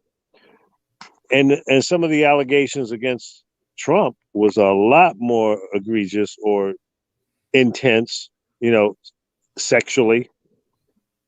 So why is it that you can hug somebody or give somebody a kiss on the cheek or say a few compliments dictates that you need to lose your job? I'm not down with that. And listen, I'm not against the right of women. And yeah, you're right. Two wrongs don't make a right. But if you accuse me or someone of sexual abuse, rape, any kind of conduct like that, that's pretty intense. But just hugging somebody or touching someone on the back, I mean, the guy is Italian, okay? And most Italians are touchy-feely kind of people. Mm-hmm. So, if I was a cop, like the female cop that was on his security detail, why didn't she address it to him? She has the authority to say, "Hey, dude, back off. I feel intimidated or offended that you touched me or whatever, or got too close to me. You invaded my territory, my privacy, my space." Why didn't she do that? Mm-hmm. These are the questions that I have. Yeah. And maybe there's more to it than what we've heard or seen. We don't know. We know what we heard in the press conference. Right. But I mean, every person should have their day in court. Maybe they want to go to court. I don't know. But if he has to lose his job, then why didn't Trump? And why didn't others that have been accused of far more intense allegations. That's all I'm saying about it. So I don't think he should have resigned. Fight it out. Yeah, I think that's a valid point. I think that, you know, and I said this earlier, and I'm gonna say it again to piss off all the female listeners.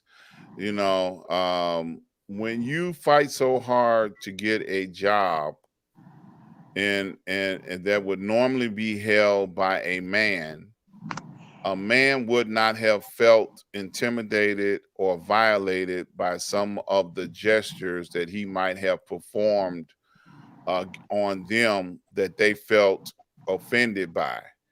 So if the governor walked up and touched a man on the shoulder, on the elbow, or on the back, or something like that, he's a man. You know, they would have, you know, they would have, like, you know, that a boy type situation. But because it's a female officer that, you know, she's in that situation, oh, it's a violation. He's dangerous. You know, I have yet to see or hear anything that could be defined as dangerous, you know, that he might have, you know, gestured towards somebody. Yeah. And I want to know how many of the accusers are Republicans. Yeah, now that's the real deal right there. Now, isn't it kind of interesting that this controversy is wrapped around the governor of New York, and then there's a repeal on the governor in California? You think these things are not political? Then you need to stay up a little later, because it is political. Absolutely. Very. If they can get rid of the governor in New York and California, the Republicans are going to be walking around with their chest full of hot air and saying, hey, look how bad these guys are. But look at how many Republicans have been accused and convicted of more egregious type crimes. Yeah, so they're trying to get the one up, and they're doing anything they possibly can because they're desperate. Yeah. They got to be desperate if they're still standing behind Trump. You're telling me there's nobody else in the Republican Party that you can support except that clown, that criminal, that sex abuser, that liar, that corrupt piece of crap? Are you really? That's the best y'all got? You shouldn't be feeling so good about that. Yeah. I'm sorry. You know, that's real. And wait a minute. Didn't they have a congressman that was accused of dating young children, and then Trump and everybody start backing up away from him? You know, like, oh no, you're on your own, buddy. You know, they're putting on the full court press on him right now, and some people are saying that they think he's going to turn on the president, and he might to save his own hide, but he's a piece of crap too. Yeah. He tried on Fox, I think it was, and they distanced themselves from him. He was trying to say, well, y'all remember? No, we don't. Well, let me ask you this, Lee. Do you think that Cuomo made so many enemies that they didn't mind setting him up for slaughter because maybe he became his own worst enemy? Well, I think that he may have rubbed some people wrong, and he certainly got into Trump's ass during the COVID thing, because you know he was hard on the president about what he needed for his state. But guess what, folks? That's his goddamn job. Yes, he's supposed to go to the wall for his people. Yep. The people that in New York, in the state of New York, needed help, and that man was up there every day doing a press conference and telling the truth, laying out the facts, giving a story. You know what? I followed him like I was living in New York. Yeah. Did I follow the president with the same spirit? No, I didn't want to hear from that lying son of a gun. Right. I didn't want to hear anything he had to say, any of his people, because they had the wrong agenda. Their agenda was to lie, to keep the seat, and that's it. Yeah. That was it.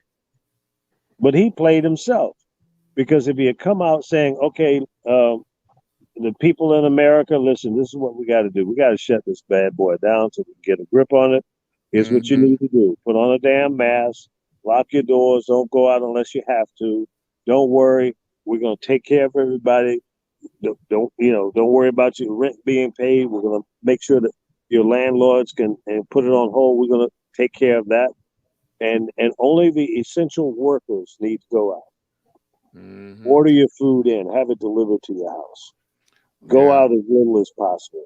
Let's get a grip on this. Listen, the country of Australia still have their borders locked down. You can't go to Australia right now, and they're not coming out. Right. And I think they got a better percentage of success than we do. Yeah. So that's what I would have done if I was the president of the United States. I would have shut this bad boy down back in January, if not sooner. If I saw the hurricane coming, I'm gonna try to get in front of it and stop it. He didn't. He lied. He lied, thinking that that's what he had to do to stay in office. And the only reason he wanted to stay in office is to pillage, steal, lie, cheat, and set up his financial future for him and his family and the rest of the crooks that followed. That's the end of the story. Plain and simple. Plain and simple. And Como fought him tooth and nail. Yeah. And he pissed off a lot of people. Yeah. And well, now he probably saved a lot of people too. Yeah, because think about it. During the time of the pandemic, all of this stuff was still in his past. Okay. All the things that they're coming forward with now, saying that he did this, he did that, he wasn't this, he wasn't that. All of those things were in his past at that same time. But they didn't take him back for a take two. Yeah. They didn't take him out of office in the middle of a pandemic because he wasn't doing a good job. Right. Exactly. All right, Laura, come on. We know you got something about the women comment. Come on. It's more than that. I just really feel that Trump isn't the litmus test for anything in terms of behavior, morals, anything, criminality. If we say that Cuomo shouldn't have resigned because Trump didn't resign or Trump wasn't prosecuted. That's not what I was saying. But I'm just saying that, first of all, let's be clear, Cuomo resigned. He wasn't taken out of office. He resigned. And there's a lot more than just the women. There's also the reports of, from during COVID with the deaths of all those senior citizens. Apparently he lied about the numbers. That is criminality right there. So I think the further that the Tish James, the district attorney, was investigating him, the more he knew he couldn't stay in that office without all of that stuff coming out. I think there was a deal made. Well, maybe so. Yeah. That's why I preface my position by saying maybe there's some stuff we don't know about. Right. I think there is. That's what I was referring to. And it could very well be, but the fact of the matter is, I think a lot of people called for his resignation a little too early. Unless you think the Democrats did? I'm sorry? Yeah, you think the Democrats did? That you think that they're... Yeah, I do. Yeah. A lot of people said that. I think Biden in that press conference, when the shit hit the fan, I think he called for it a little too early. I think he should have, if I was the president, I would have said, I don't have any comments on that. This is a breaking story. I don't have all the facts, and I will review the situation, and I may have an opinion forthcoming. But I think he jumped out there a little too soon. I think Biden may have the facts. I really do. Because they've been investigating Cuomo for a while, and it's not just the women, it's not just the older people dying in these nursing homes. There's some other things going on there. His father didn't have a squeaky clean record at all. There were old people dying in nursing homes in every 50 states. But you don't mess with the numbers. You don't mess with the numbers. Everybody, we know folks are dying, but if you mess with the numbers, that's a problem. Do we know that to be true? Say that again. Do we know that to be true? We know that there are more people dying than were reported. We know that to be true. In terms of New York State, we do know that. There was a report, the numbers were hidden. Says who? Says who? A lot of people who worked around those numbers. Okay. Folks in the government. Those stories, I'll put some links up there so you all can read those stories. So did the numbers came to the governor's desk, and I'm just asking, I don't know. And then he said, "Oh no, let's change this," or did somebody else do that? Or I don't know who changed it, but if it comes from the top, if the numbers are issued from the governor's office, and he knows that those numbers are wrong, he's complicit in that. Did he say he knew the numbers were wrong? I don't have a direct quote, but my understanding from the news reports that I've read were that the numbers were not correct, and they were issued, and there was some hiding of the numbers. They lowered the numbers of seniors that died. Ultimately, the buck stops with him because he's exactly. And if you take responsibility for those things, then it's it's a mistake. But if the governor was fed the wrong information, I mean, how was he to know? And I'm asking that question because when I was in leadership running radio stations around the country, I relied on my research, my focus groups, perceptual studies, audience surveys with the people in the audience, and music research. Now, if my research company gave me bad information and I made decisions based on false information, then how was I to know? It's hard for a person in a role to validate information that's given to you that you've paid $750,000 or $1 million or $5 million for that research. You got to trust what's given to you, and then you make your decisions based on that information. So I'm thinking that Como was in the same situation. Somebody brought some numbers, some statistics to him, dropped it on his desk, and he says, "Okay, well, I trust this is good information." If he has no means or way to validate that information, you're screwed. Now, if he came out and said, "Hey, look, I knew this was some garbage, or I put my own spin on it," that's like an idiot down there in Georgia. Well, not Georgia, but Florida.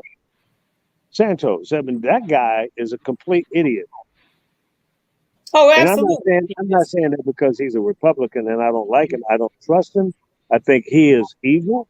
He is hurting people. He's killing people. But guess what? The people that are still biting the apple of what these crazy ass Republicans are saying, they are the ones that are dying for the most part. There's some naive Democrats out there too. Don't get me wrong. But the majority of the people that are getting sick and dying are the people that are saying, I don't want to wear a mask and I'm not going to take the virus shots. And those your are the cousins. people. Don't forget your cousins. My who? Your cousins. What cousins? Your skin folk. the ones who are between the ages of 55 and 35 that refuse to wear masks and refuse to get vaccinated. Yeah, well, there's nobody in my family that's on that fence, because if there was one, I would get rid of them. It would be no longer in my family. Okay, I would disown this son of a gun. Maybe send him to Cleveland. But I guess what was one of the things we heard during the pandemic about Governor Cuomo? One of the things we heard swimming around was he could run for the presidency. Right. His leadership effectively in New York, he could run for the presidency. Now, so take him out of the game. Right. Look, take them all the way. The same thing with the governor in California. Right. Take them smooth out. Go back to the intel that President Biden had. You said before he jumped too quickly. I think he did have the intel about Cuomo when he was asked the question. He gotta go, gotta go. Because that way, if he was not to go, he would be in direct conflict with, I don't think Biden's going to run for the presidency. I think it's going to be Kamala Harris. So you make that a smoother transition to get him out the way just on competition purposes. That's right. That's a possibility. I don't rule that out. I just think it's kind of ironic I that think the Biden's two biggest going to run states are again. being attacked. Yeah, I think Biden's going to run again. Will he live? Yeah, that is the question. Yeah, well, I mean, everybody keeps bringing that. Well, is he any older than Reagan was? Yeah, I mean, you know, I think he's in the position. He's not going to be able to accomplish his agenda in just 4 years. So I think that he is going to successfully run again, and he's going to successfully fulfill the term. Oh, you're just saying it because it's your birthday. I know. I'm saying that because I see the handwriting on the wall. You know, and Kamala is a pliable candidate, but she got to wait till Biden is through. She can't take the office until he ain't there no more. Right. This is true. Well, but he might step down. But can we go back one minute to something that Lee said before about the numbers and people and responsibility?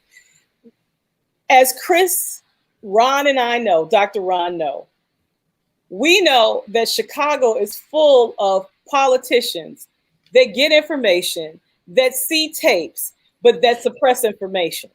And quite honestly, between Rahm Emanuel, the dailies before him, and Lori Lightfoot right now, there's so much that they deny that they know about or that they've seen. And quite frankly, Cuomo fits the bill when it comes to being America's governor, saving New York City from COVID and being on camera, you know, basically doing more than what Trump did, being proactive, caring about people, being a humanitarian. The fact that he actually wrote that book and it was released while we're in the midst of the pandemic, that was unconscionable. Right there was a slap in the face. The pandemic isn't over. You haven't saved all of New York. You're doing your job. It's the same way that Rudy Giuliani became America's mayor. Remember that around 9/11?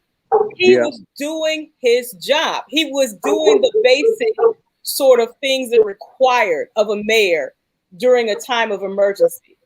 Rudy Giuliani wasn't an exceptional mayor. That was media hype. The same with Andrew Cuomo.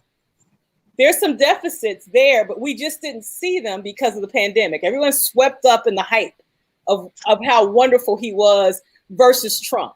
You got an idiot, you got someone who's not so much of an idiot, who's more proactive. Yeah. But well, you can't forget. You can't forget at the end of the day that it's still politics involved. So you got to play to the political, whirlwind that's going on in the underlying of what's going on. So like if I'm gonna be out here in front of everybody, I gotta play the political banjo to make everybody vote for me will set you free, and I'm gonna be your man. It's a song and a dance. Yeah. Come on now, so he did the song and the dance, inclusive of everything else that was going on. Now, and by who are you referring to? Giuliani or every one of them, all of them. Rudy Giuliani did the same thing. Cuomo, and I'd be willing to bet you any amount of money that there is not a government official in this country that reported 100% accuracy on the deaths of nursing homes and all of the citizens in their jurisdiction, because they just did not have them. And I give you that. And if they did have them, they still tried to soften the blow because less sounds better than the truth sometimes. Absolutely. We still don't have the accurate numbers for the number of people who died from COVID-related deaths.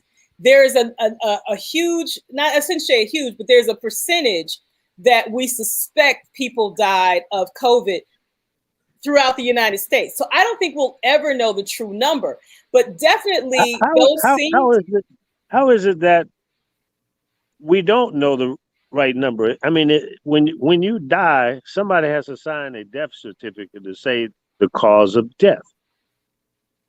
So these hospitals, I'm sorry? It depends. Early on, remember, people were dying of heart attacks, blood clots, et cetera, et cetera, et cetera. At that time, there wasn't enough information to determine some of the deaths that people suspected were COVID. And you also remember that there were bodies and bodies and bodies and bodies and bodies stacked in these coolers. They had to bury a lot of these bodies, especially the ones that were unclaimed.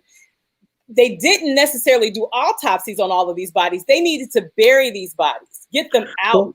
But did you need to do an autopsy if a person was in a hospital and he or she was being treated for a specific diagnosis and they died, and what did they die from?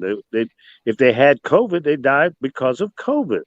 They may have had a heart attack and died, but what caused the heart attack? It could have been COVID, but it might have been marked as a heart attack. That's why there's a percentage of people who died from possibly COVID-related issues. But they don't. But the hard part, Lee, is that early on, people just didn't know the magnitude of destruction of this virus. So no question. It was a brand new. It was a brand new thing for everybody. Absolutely.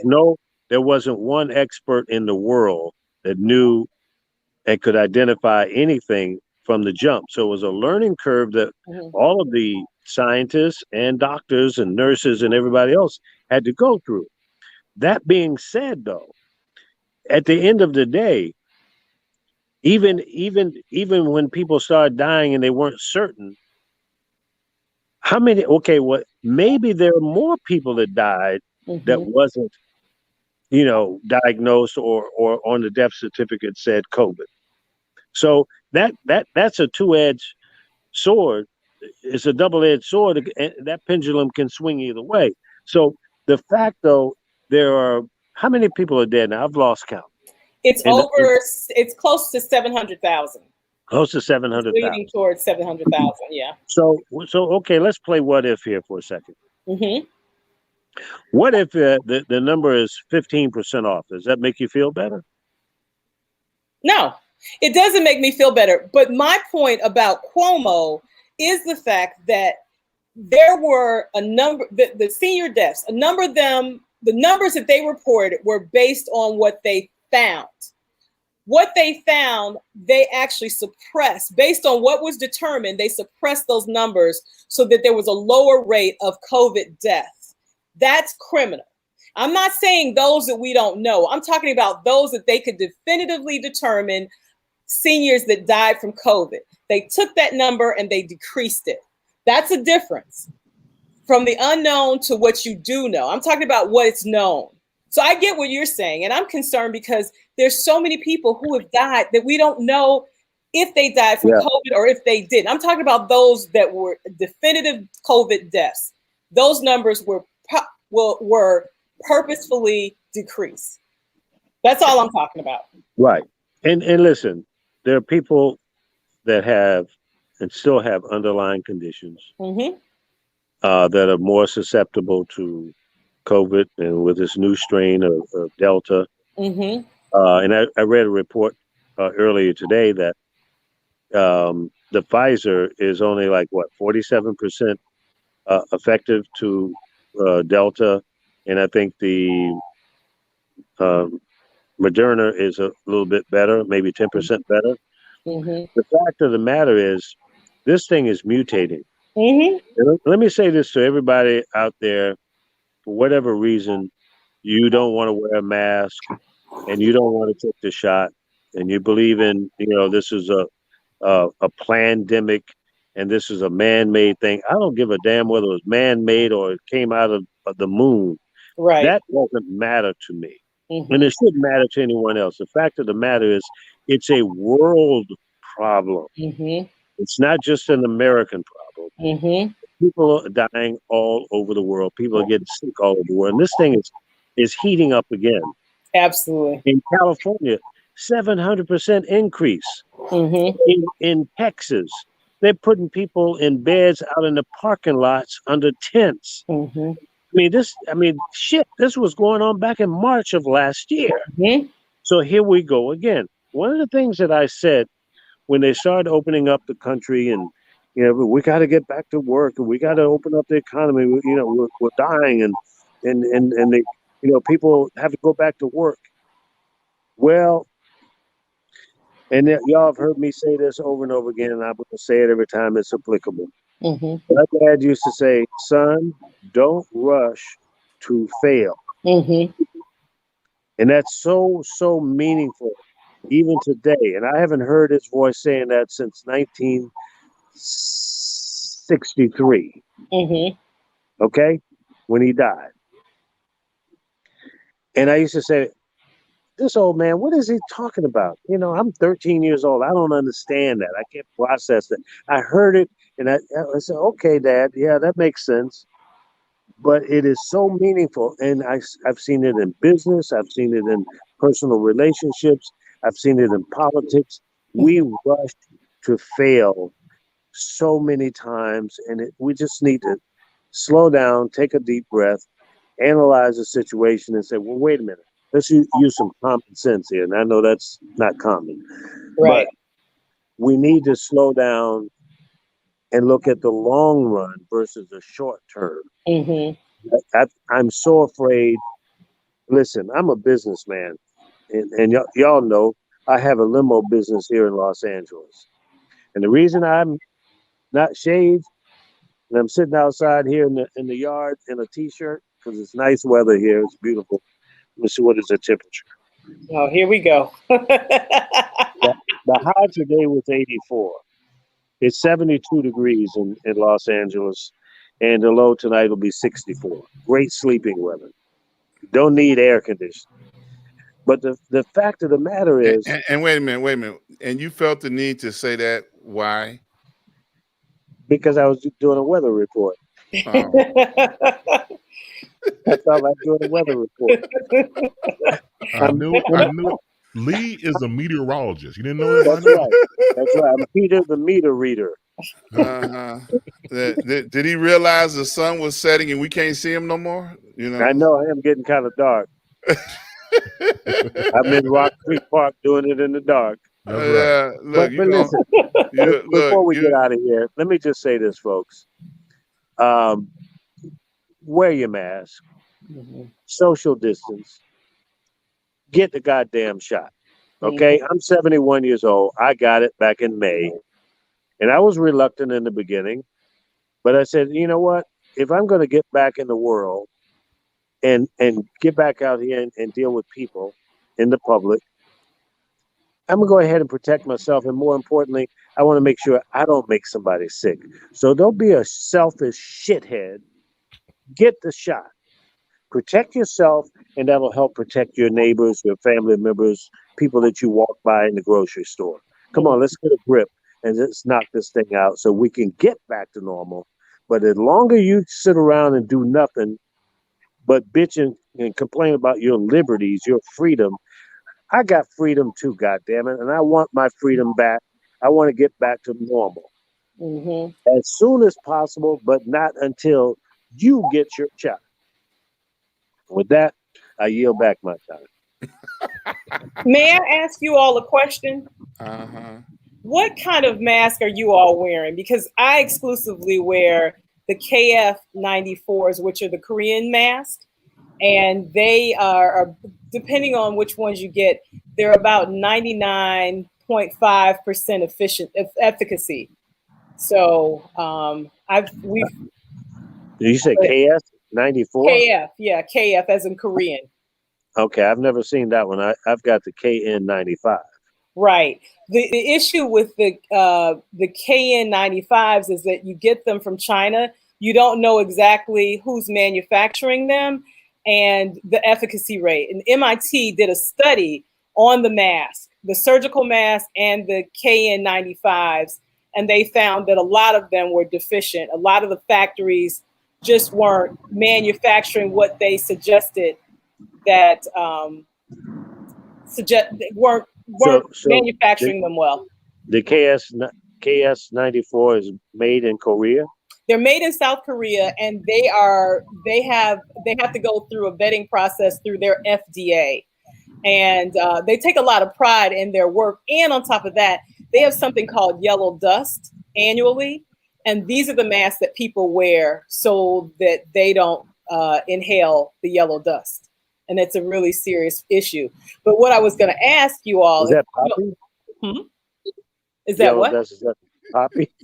Okay, really? You know, I can lighten it up. I love you. Okay, so where can we get these KS-94s? It's K is in Korea, F is in Frank, 94. Oh, and what I'm going to do, okay, I'm sorry. KF. Oh, that's okay. That's okay. I'm going to send you a link. I'm going to drop a link, but I'm also going to drop the study about these masks and some other masks. There are actually surgical masks in the United States that you can actually buy that have a high level of efficacy that are made in the United States. Made in your favorite place, Liz, Texas. So, my favorite place? Yeah, your favorite place. Texas. Not so much right now. I know. Too many dumbass Texans down there walking around with no mask and not getting shots.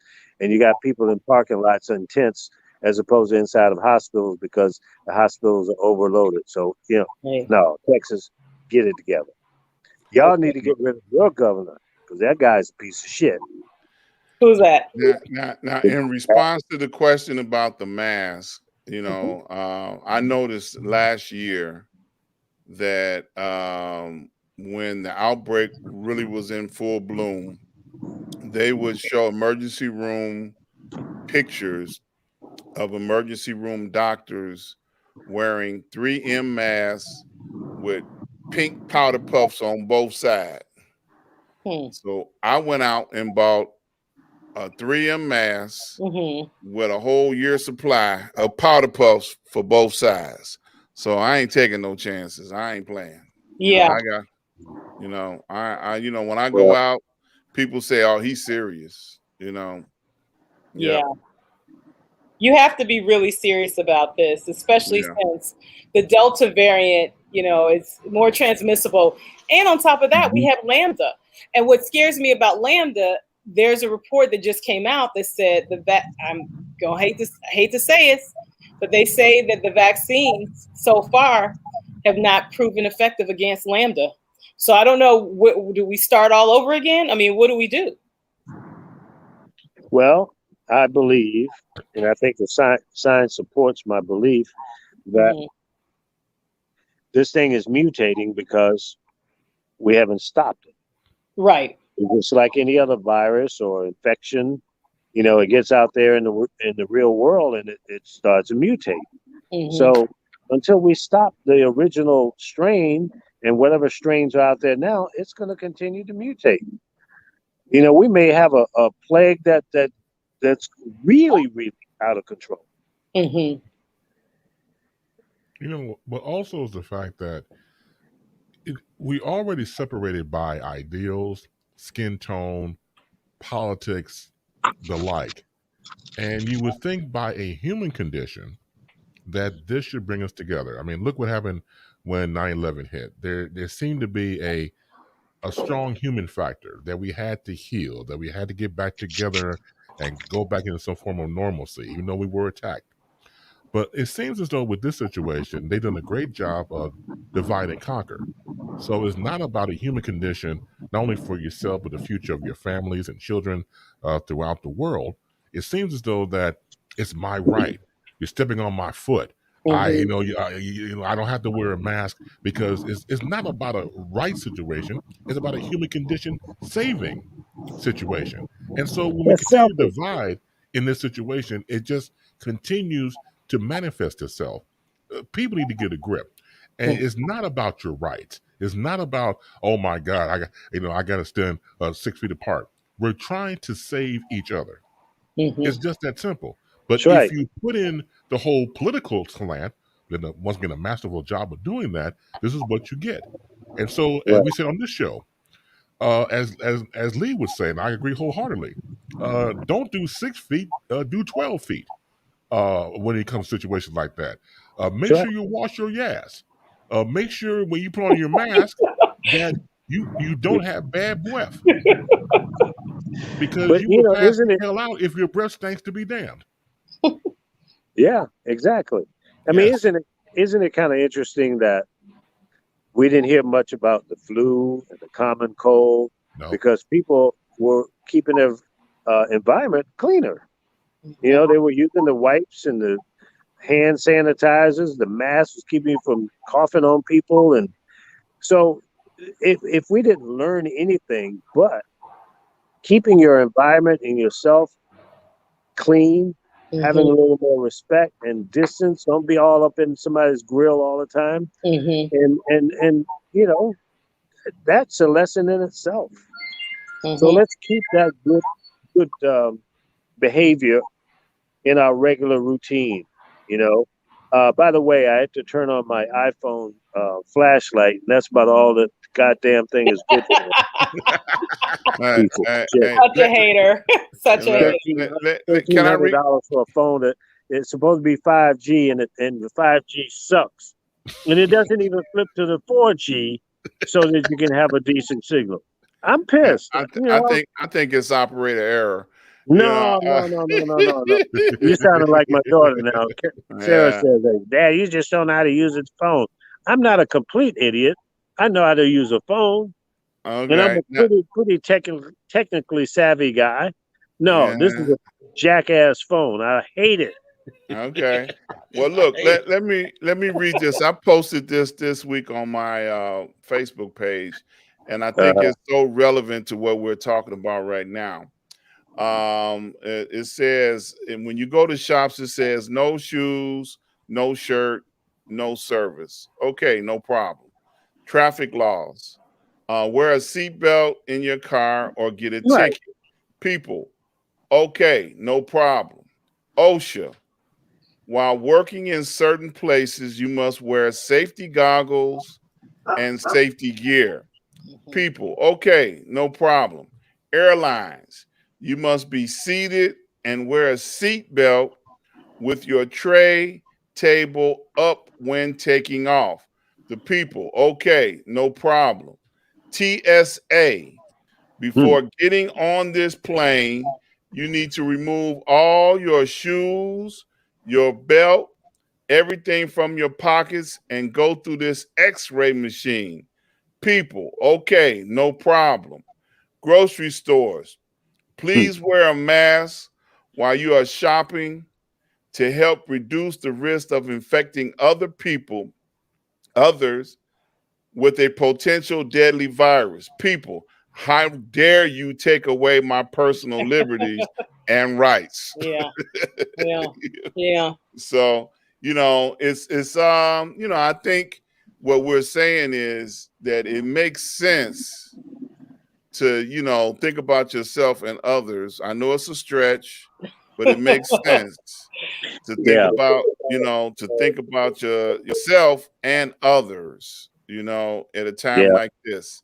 And then how long can it last? Yeah. Don't be Karen, be more caring. There you go. There you go. Now that's telling the story right there. Yeah. Easier said than done for some folks, as we saw last night in Tennessee at the school board meeting. Be like Mike, just do it. Just do it, and we can get through this thing as Americans and as citizens of this world, respecting each other and doing the right thing so that we can get beyond this. As I said from day one, I'm gonna do everything I can to make it through this pandemic, this virus attack. I want to be on the other side of it. I want to look back and say,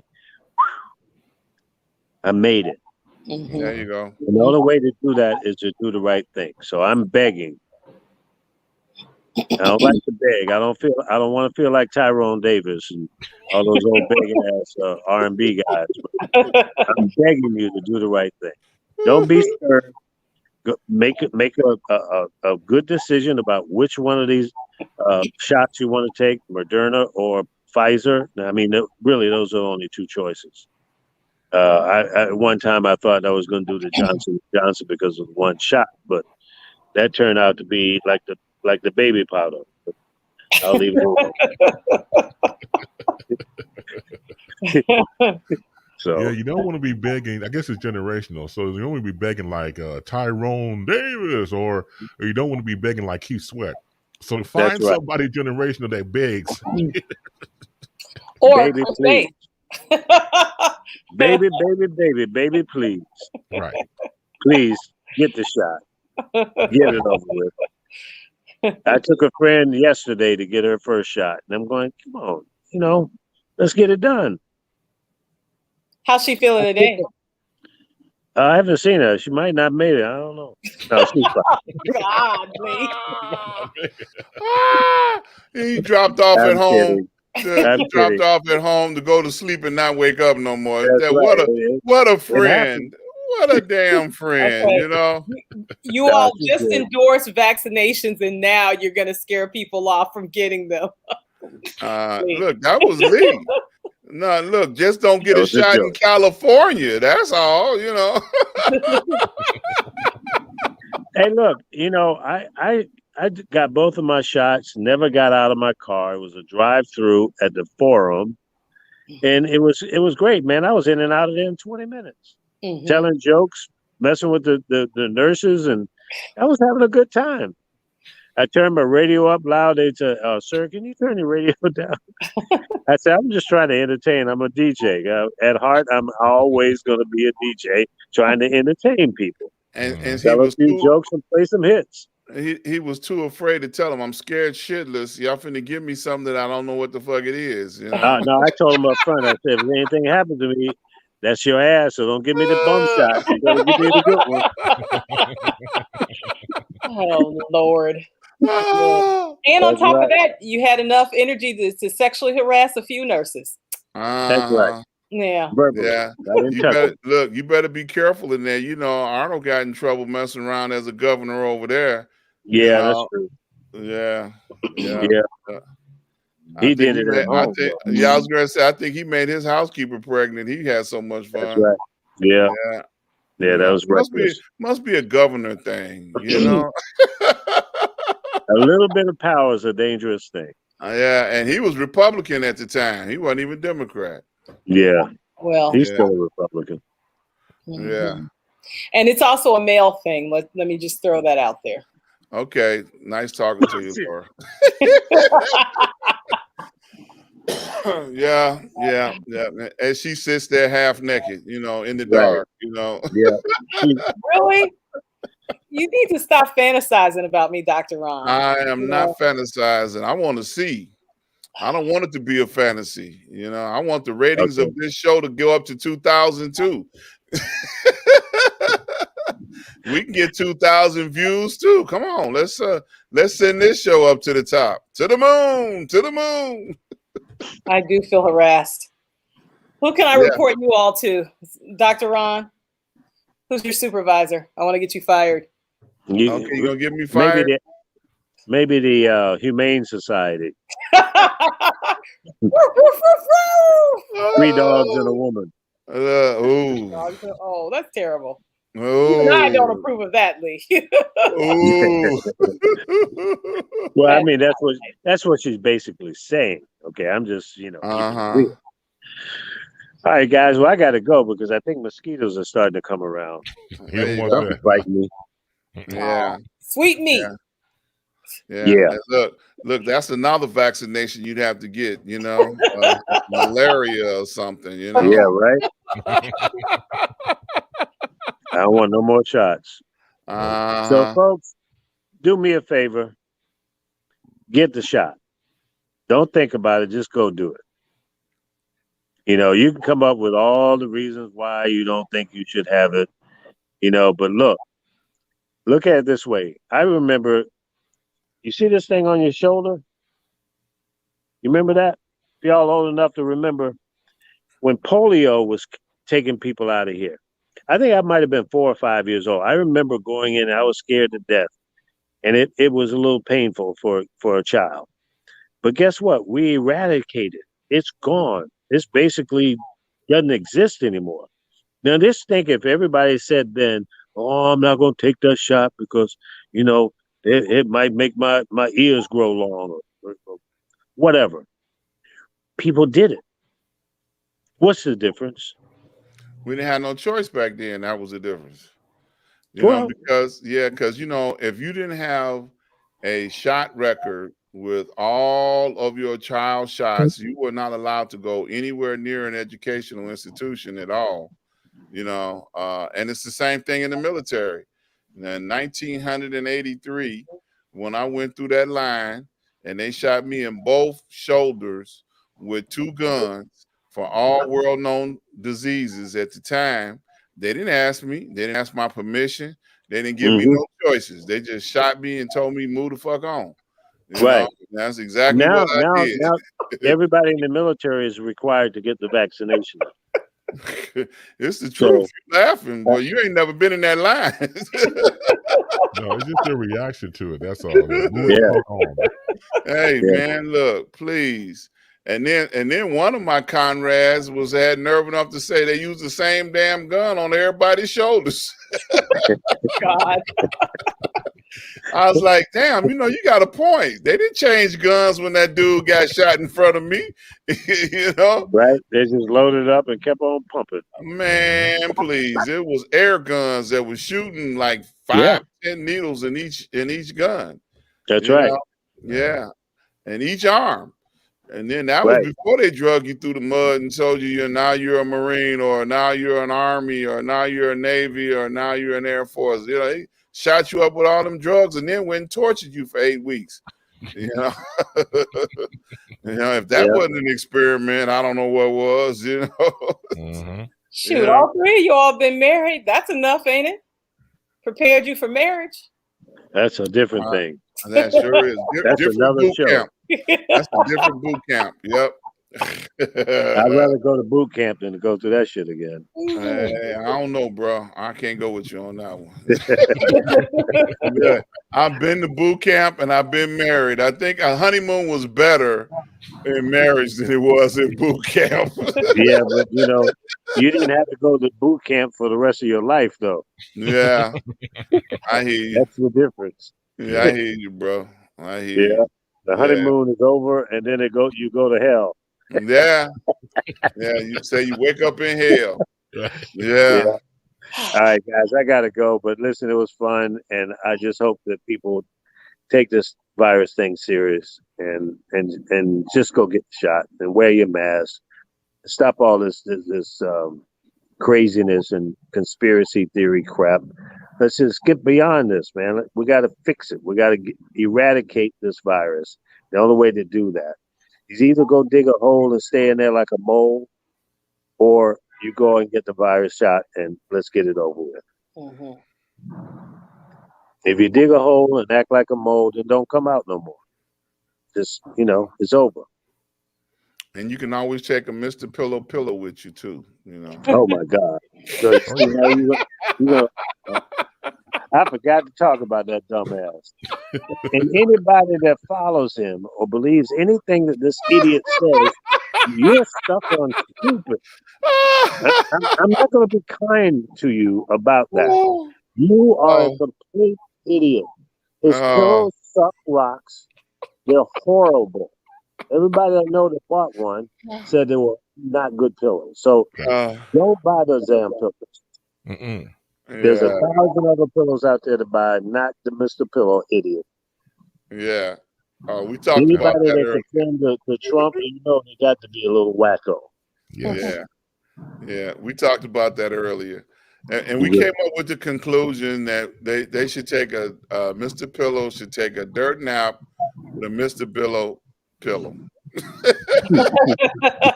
Exactly. Him and the pillow. Well, wait a minute. Tomorrow's the day. Tomorrow's the 13th. That's the day that you guys probably spoke about this earlier, but yes, we did. Trump is supposed to make his return to the White House. Yep, sure did. They told that lie, and we came to the conclusion: give it up, stop. Just give it up. Jesus. Unbelievable. Get us out of here, Chris, before we start up again. For real. Ooh, make sure you go to Street News Now on YouTube, SNN Street News Now. Make sure you subscribe, like, and share. You'll always catch us during the time on Facebook Live, Twitcher, and Twitch. You catch us every Thursday evening, 9 p.m. Eastern, 8 p.m. Central, and 6 p.m. on the West Coast. Once again, happy birthday to Dr. Ron. Thank you, Laura Rice. Yeah, doctor. Contributions. That was good shit. Thank you so much. Deeply appreciate that. We all do. Of course, our guru Lee Michaels showed up. Fearless Leader showed up. It was like, the hell with it. I'm going to be in my T-shirt. I give the weather report, and I talk about the topics at hand. So there That's you go. my purpose in life. There you That's go. right. I told Lee, I meant it sincerely. We're gonna start doing a goddamn weather segment during the show. That's right. Meteorologist skill. Let's see. Real quick. Ken says it's a happy National Vinyl Record Day. It's a goddamn day for everything. I didn't know that. I didn't know about that one. Yeah. Yeah, me either. See, there you go. Yeah. Oh, help. All right, then, for the guru, Lee Michaels, for the birthday man, Dr. Ron Ford, for Professor Reggie Miles, and for our guest speaker there in the corner there, Laura Rice, Chris Bass. We'll do it again next Thursday. Take care and be peaceful. Have a good one. Good night. Thank you. Good night. Thanks again, y'all.